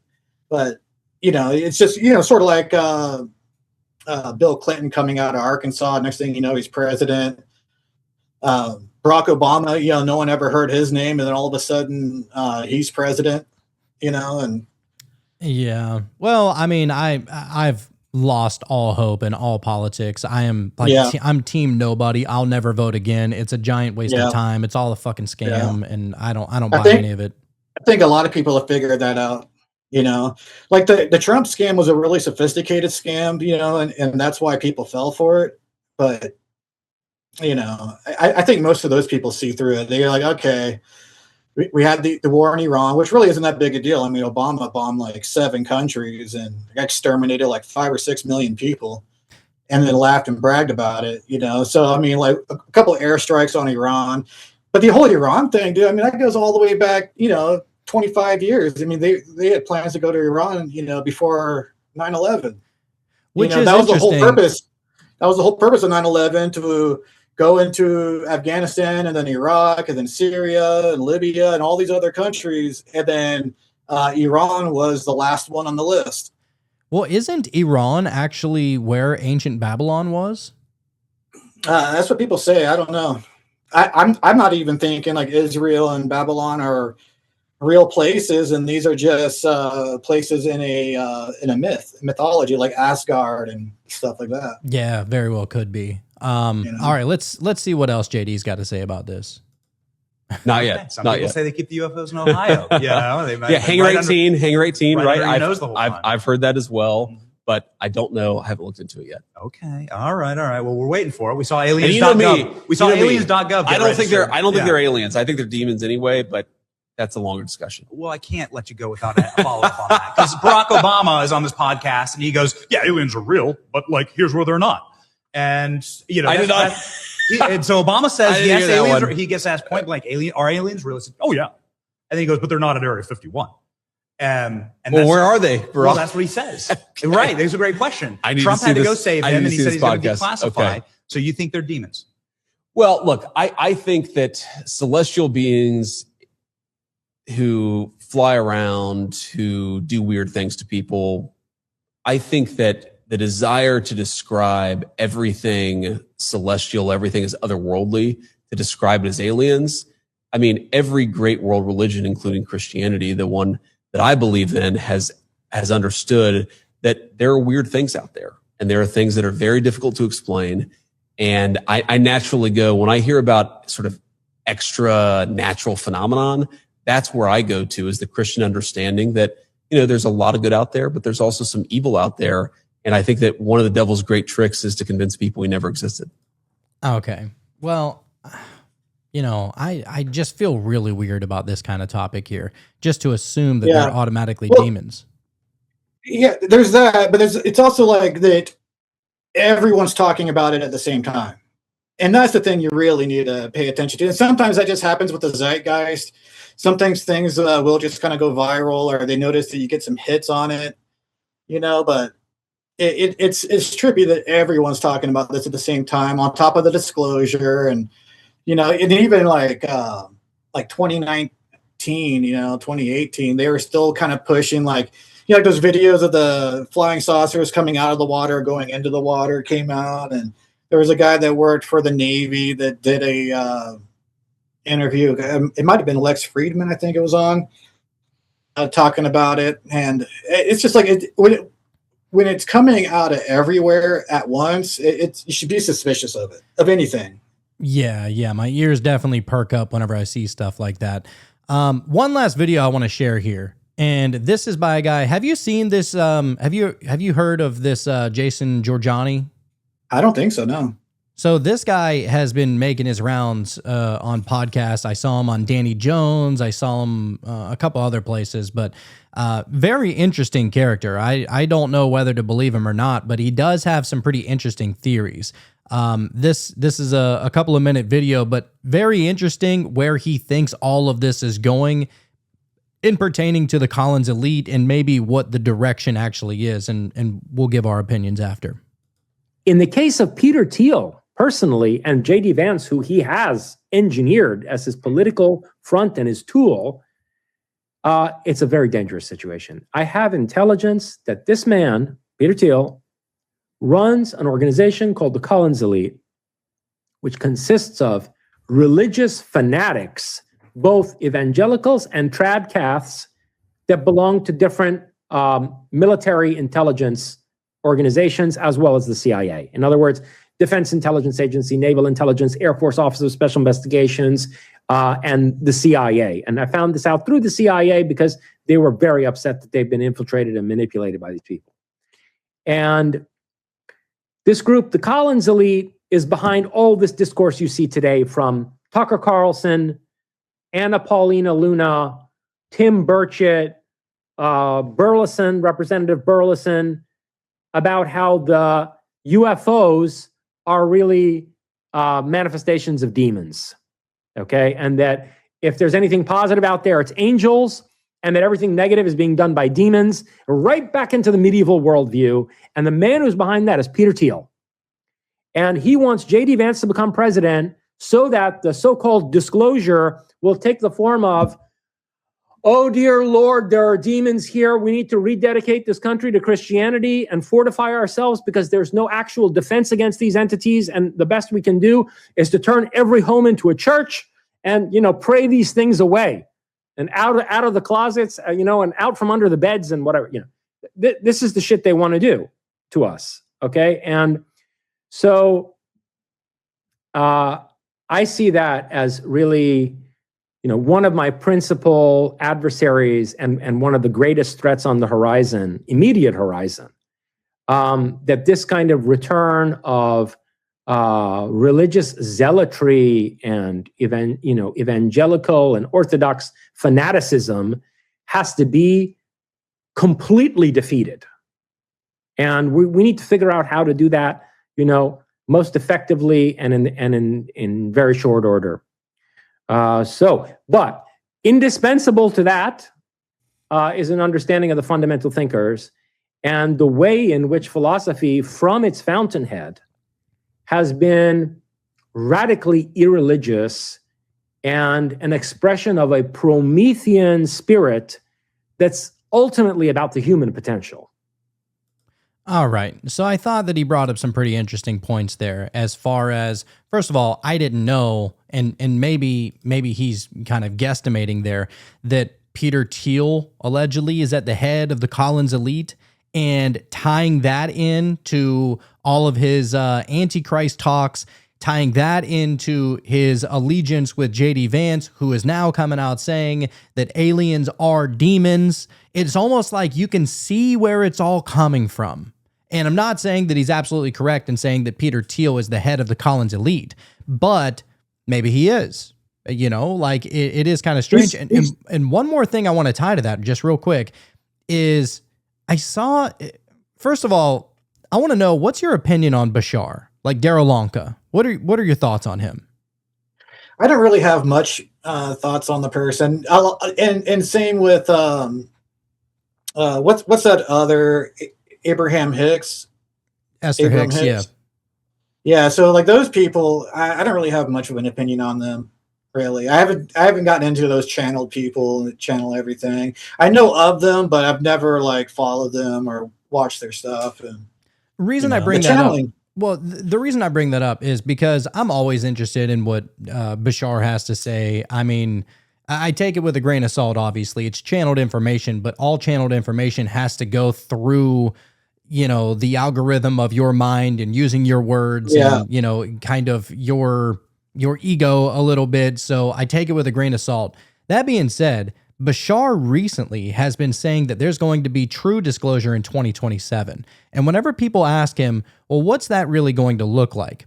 He says, which it kind of connects to what he talked about before Trump became president this most recent time, was he said before Trump became president, he said that if Kamala wins, there will be disclosure. And if Trump wins, there's going to be like World War III. And that turned a lot of people off because, you know, maybe it showed some people that Bashar was showing his true colors, that was, you know, maybe showing some sort of allegiance to the Democrat Party, which whatever. But yeah, it was interesting that he said that. And then more recently, he's been pointing to 2027 being the year of disclosure. And on top of that, he's been saying that he believes that Trump will not be president in 2027, which, if I'm connecting the dots here, if Bashar is channeling some kind of information, or Darylonka is channeling Bashar, which seemingly is a star fleet or some kind of starship fleet that is hovering above the earth that he's channeling this information from, take it with a grain of salt. But I think that it's interesting that he is saying that 2027, Trump is not going to be president, that there will be disclosure. Then you got Giorgiani saying that maybe the idea is to take out Trump, or Trump dies or somehow removed in some form or fashion. Then JD Vance would be at the head of the presidency. JD Vance then brings on this almost like eschaton of sorts, which is like a fake biblical end times, which ultimately would tie into, let me see if I can pull it up here, would possibly tie into what I'm about to talk about next. But before that, I want to get your thoughts on that. Well, the political bias, especially with a lot of the psychic people, that everyone that has a political bias, and they channel stuff and they get these messages and they have these predictions for the next year and stuff. Almost everyone that gets it wrong, or the stuff and the predictions that they get wrong, it's almost always tied to their political affiliation. You know, it's always tied to that political bias, you know, and even though the propaganda machine is, it's predictable, but it's not that predictable. You know, sometimes they throw you a curveball every once in a while. You know, Trump was kind of a curveball for a lot of people. Most of the OG truthers didn't fall for it. It was really like the kind of, I guess, baby truthers that fell for it early on. But, you know, it's just one of those things. And the thing is, it doesn't matter who would have gotten in office. You know, everything would have happened the way it was supposed to happen. Like the Iran thing would still be going on if Kamala won. You know, that's another thing that people were getting wrong. And what's the other part of the question? Just about like the potential for Trump to be removed, JD Vance to be implemented, and then the potential of the fake alien invasion coming in for the eschaton. So I talked about this a little bit. You know, the episode I did with you guys when he first got in office, I was making the prediction right then and there that he was going to show his true colors, and it was going to leave people feeling kind of disillusioned. Right? We're seeing that right now. And then my other prediction was that, you know, the fake event where he got like nicked in the ear, you know, for that propagandized picture of him holding his fist up with the American flag right behind it, which is sweet propaganda, by the way. Like, that was epic. Oh yeah. Like if you can appreciate it as an art form, that was dope. And then, you know, the Kirk operation, that little ballroom event they just had. I think this is a foreshadowing for something bigger, and they could eat, because the way they kind of keep hinting at it and kind of keep, and everyone like making these threats to his life and stuff.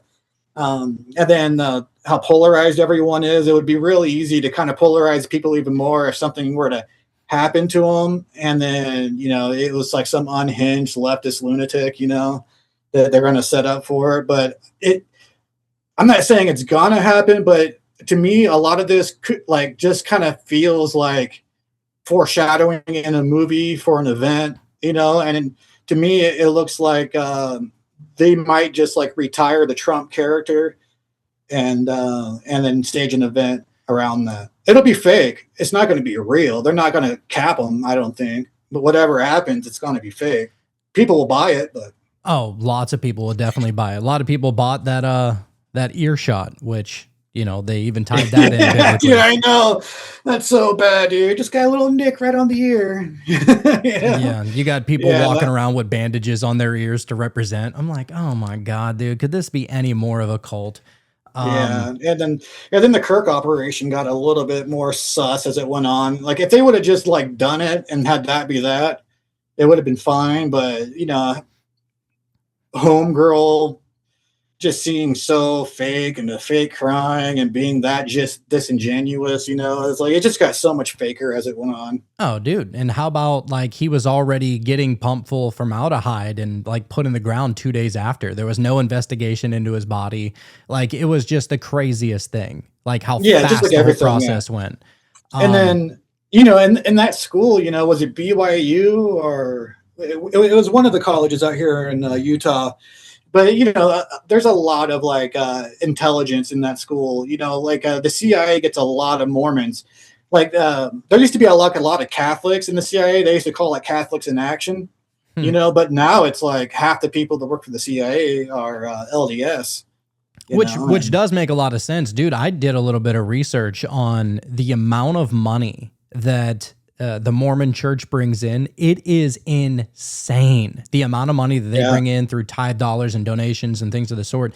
It's like, did you know that the Mormon church brings in more than enough money to be able to buy every National Football League team every single year? Yeah, isn't that crazy? Insane. That is an astronomical amount of money. Plus, they have their money in a lot of different corporations. They own a lot of stocks in big pharma. It's just one of those things. The Mormon Church is connected. The Mormon Church is super connected. And there was a long while there where the government was afraid of the Mormons, and they wanted to infiltrate them. And it kind of seems like they did that. Early 1900s, mid 1900s. It seems like they infiltrated it. Very well possible. Well, interesting. The way I'm going to try and tie all of this together, because I know that I've talked about a various slew of topics here, but I do have a point that I'm trying to make with all this, and maybe it's going to come full circle. Maybe I'm just crazy, but I bring up the fake alien invasion card.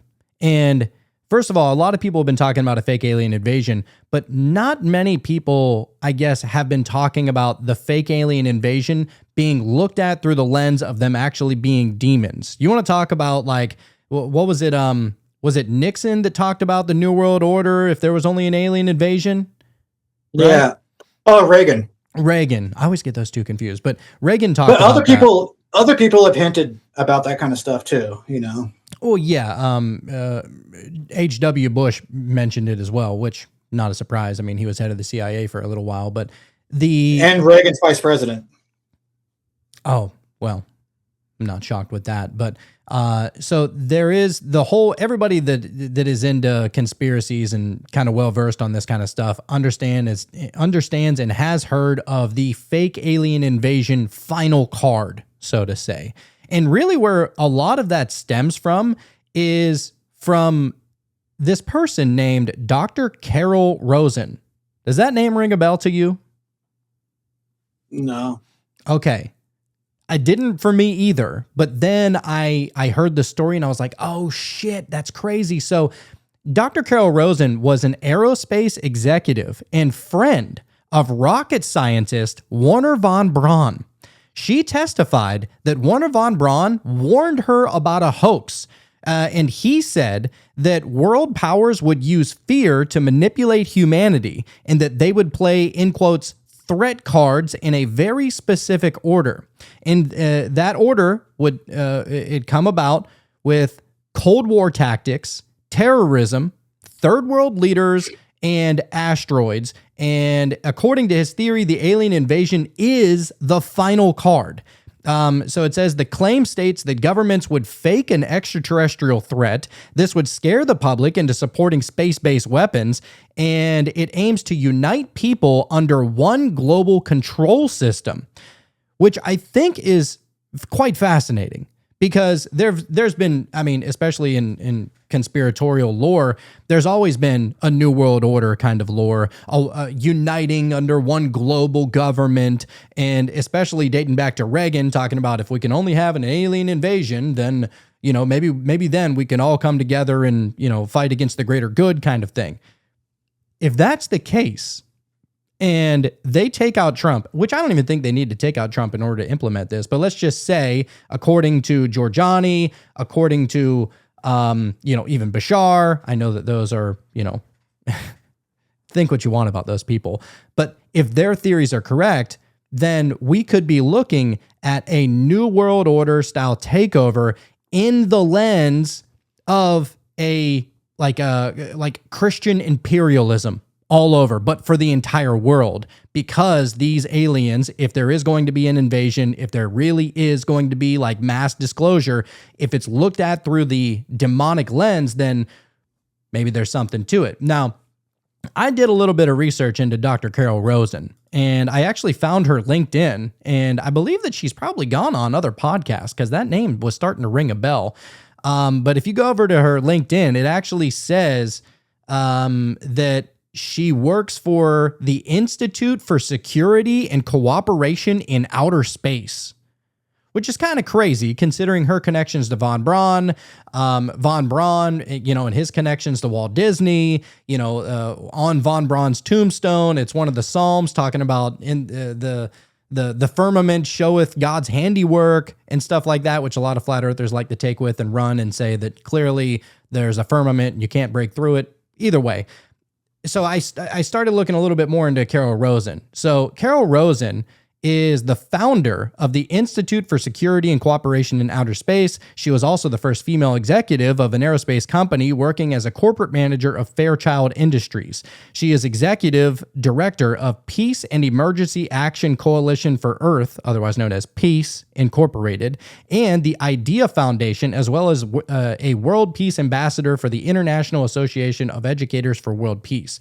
So she's not like some crazy person. She's actually held some pretty high-end jobs, including her connection to Wernher von Braun, who, was one of the Nazis that came over here during Operation Paperclip in order to help us with the space program and whatnot. But so you have, it says, during her time at Fairchild, Rosen served as the spokesperson for Wernher von Braun, with whom she created the film and education program called It's Your Turn to expand the diversity of people working in scientific fields. The program won many awards and da-da-da-da-da. She helped create medical and educational training programs with ATS-6 satellites in the United States, including the first two-way audio and visual national and international satellite educational programs in over 20 countries.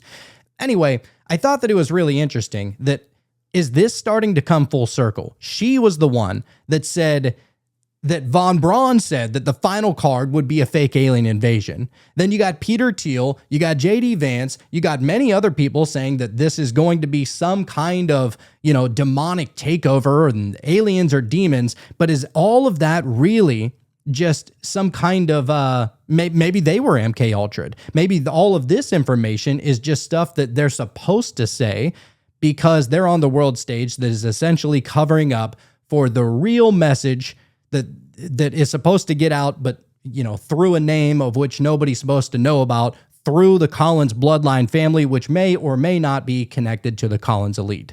So am I crazy in drawing all these connections here? No, I don't think so. So I think the plan was to do the fake alien invasion. I think they were planning on something that extreme. I think because it is like one of those extreme ideas where pulling it off would be really difficult. But I mean, they pulled off 9/11, they pulled off COVID. I mean, they can do it.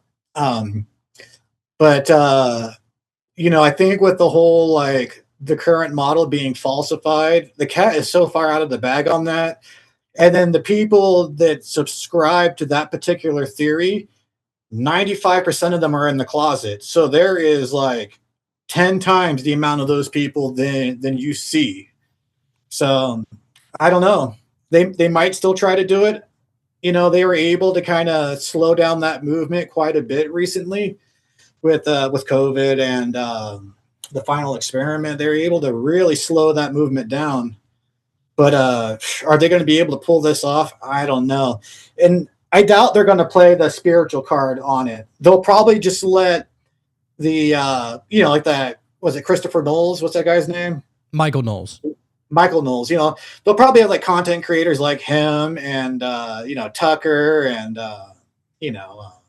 Candace, to kind of like fuel the fucking spiritual side of that. But I don't think, because here's the thing, one of the things that they really obfuscate the most is the spiritual nature of reality. Like that's something that'll get you kicked out of like the scientific community really quick, and so I don't know if that's going to be the official story. They'll probably just let the influencer spread that part of the narrative.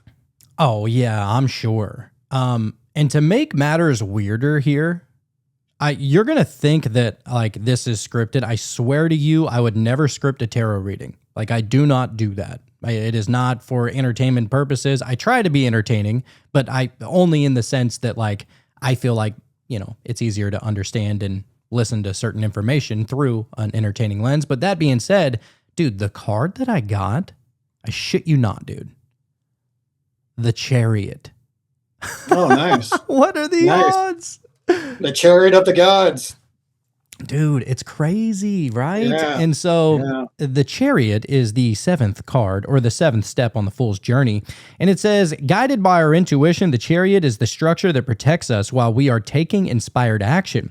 A symbol of building momentum, the Chariot card signals that you are beginning to create your plan of action. This card shows a man in armor at the reins and ready for battle, yet the Chariot itself is not in motion. This is because the Chariot represents the solid foundation of forethought that is needed before one can jump into action. The pair of sphinxes at the front of the Chariot are lying motionless on the ground, and their only sign of movement is their eyes gazing in opposite directions. They appear to be surveying their surroundings, considering which way to go. The river behind the scene, a symbol of emotions, suggests the importance of awaiting intuitive guidance before taking any action. A canopy of stars above the charioteer's head represents the value of looking into the cosmos for guidance, while his armor signifies his connection to the zodiac sign Cancer's hard outer shell of protection.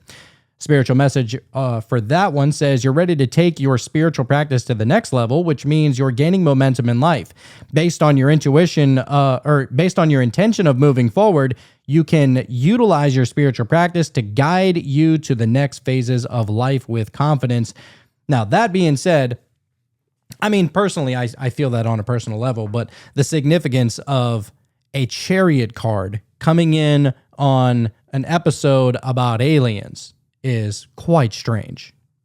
Yeah. And like, the iconic book about the ancient astronaut theory is Chariots of the Gods. So that's right. That's like the iconic book. Yeah, I thought about reading that. That is a thick ass book. Like, have you ever looked? It's like a fucking Bible. It's crazy how thick that thing is. But yeah, dude, hopefully you guys really enjoyed the episode today. I definitely had fun doing a little bit of research and trying to connect the dots. Again, I could be a crazy person. Everybody do your own research, but I think that it's kind of wild about how there is a Collins bloodline, which are known as the elites, and then there's the Collins elite, which is pushing the narrative that the aliens are actually demons. Could they be the same thing, especially with the bloodline infiltrating the church? I don't know. Maybe I'm grasping at straws. Maybe there's something there. But now we know about the Collins elite. Now, that being said, Byron, what are your thoughts on the Collins Elite? Do you believe that it's a real thing? Do you believe it's, a fiction Yeah, of sort? probably. It's probably true. Now, like how much of it is misinformation, how much of it is disinformation, how much you can take literal, who knows? But I mean, here's the thing. Every major institution, every powerful family, everything is all controlled.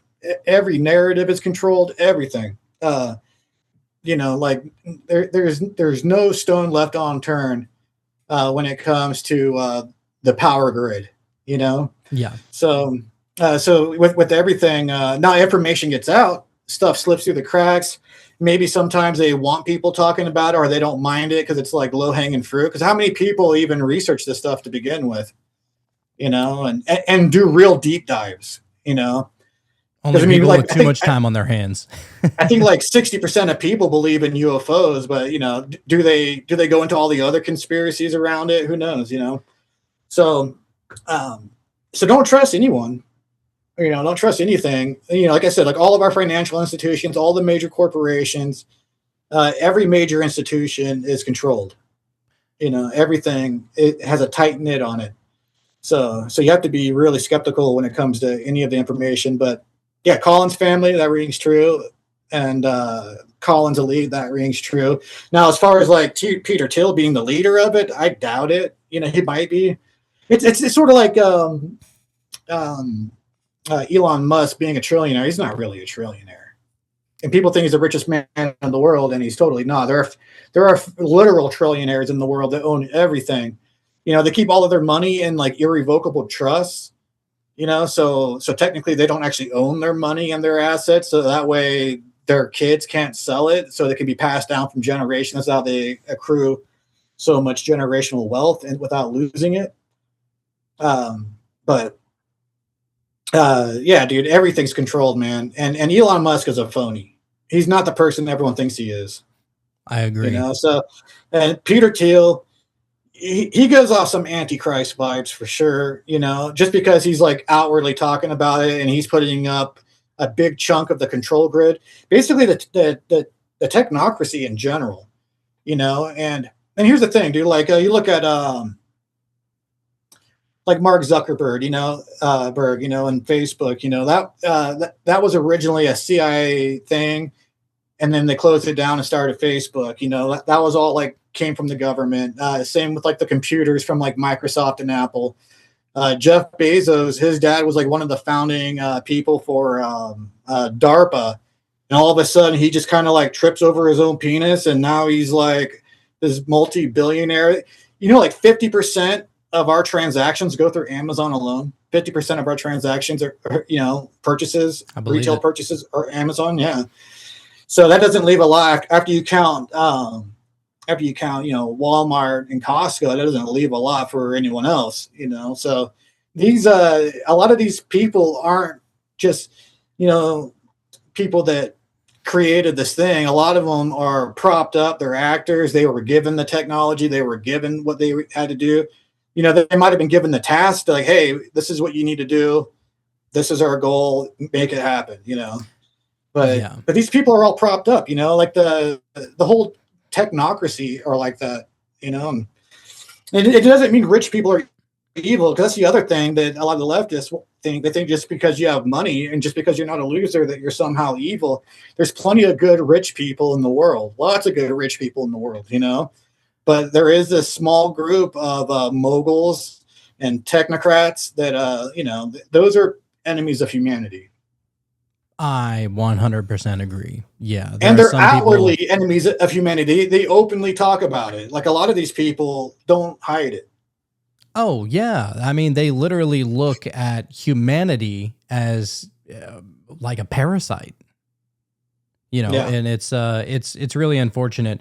But Byron, thank you so much for joining me today on this one. I knew that, having you on this episode would be a fun one and, very insightful, especially your knowledge of Crowley and the OTO and Parsons and JPL and all of that fun jazz.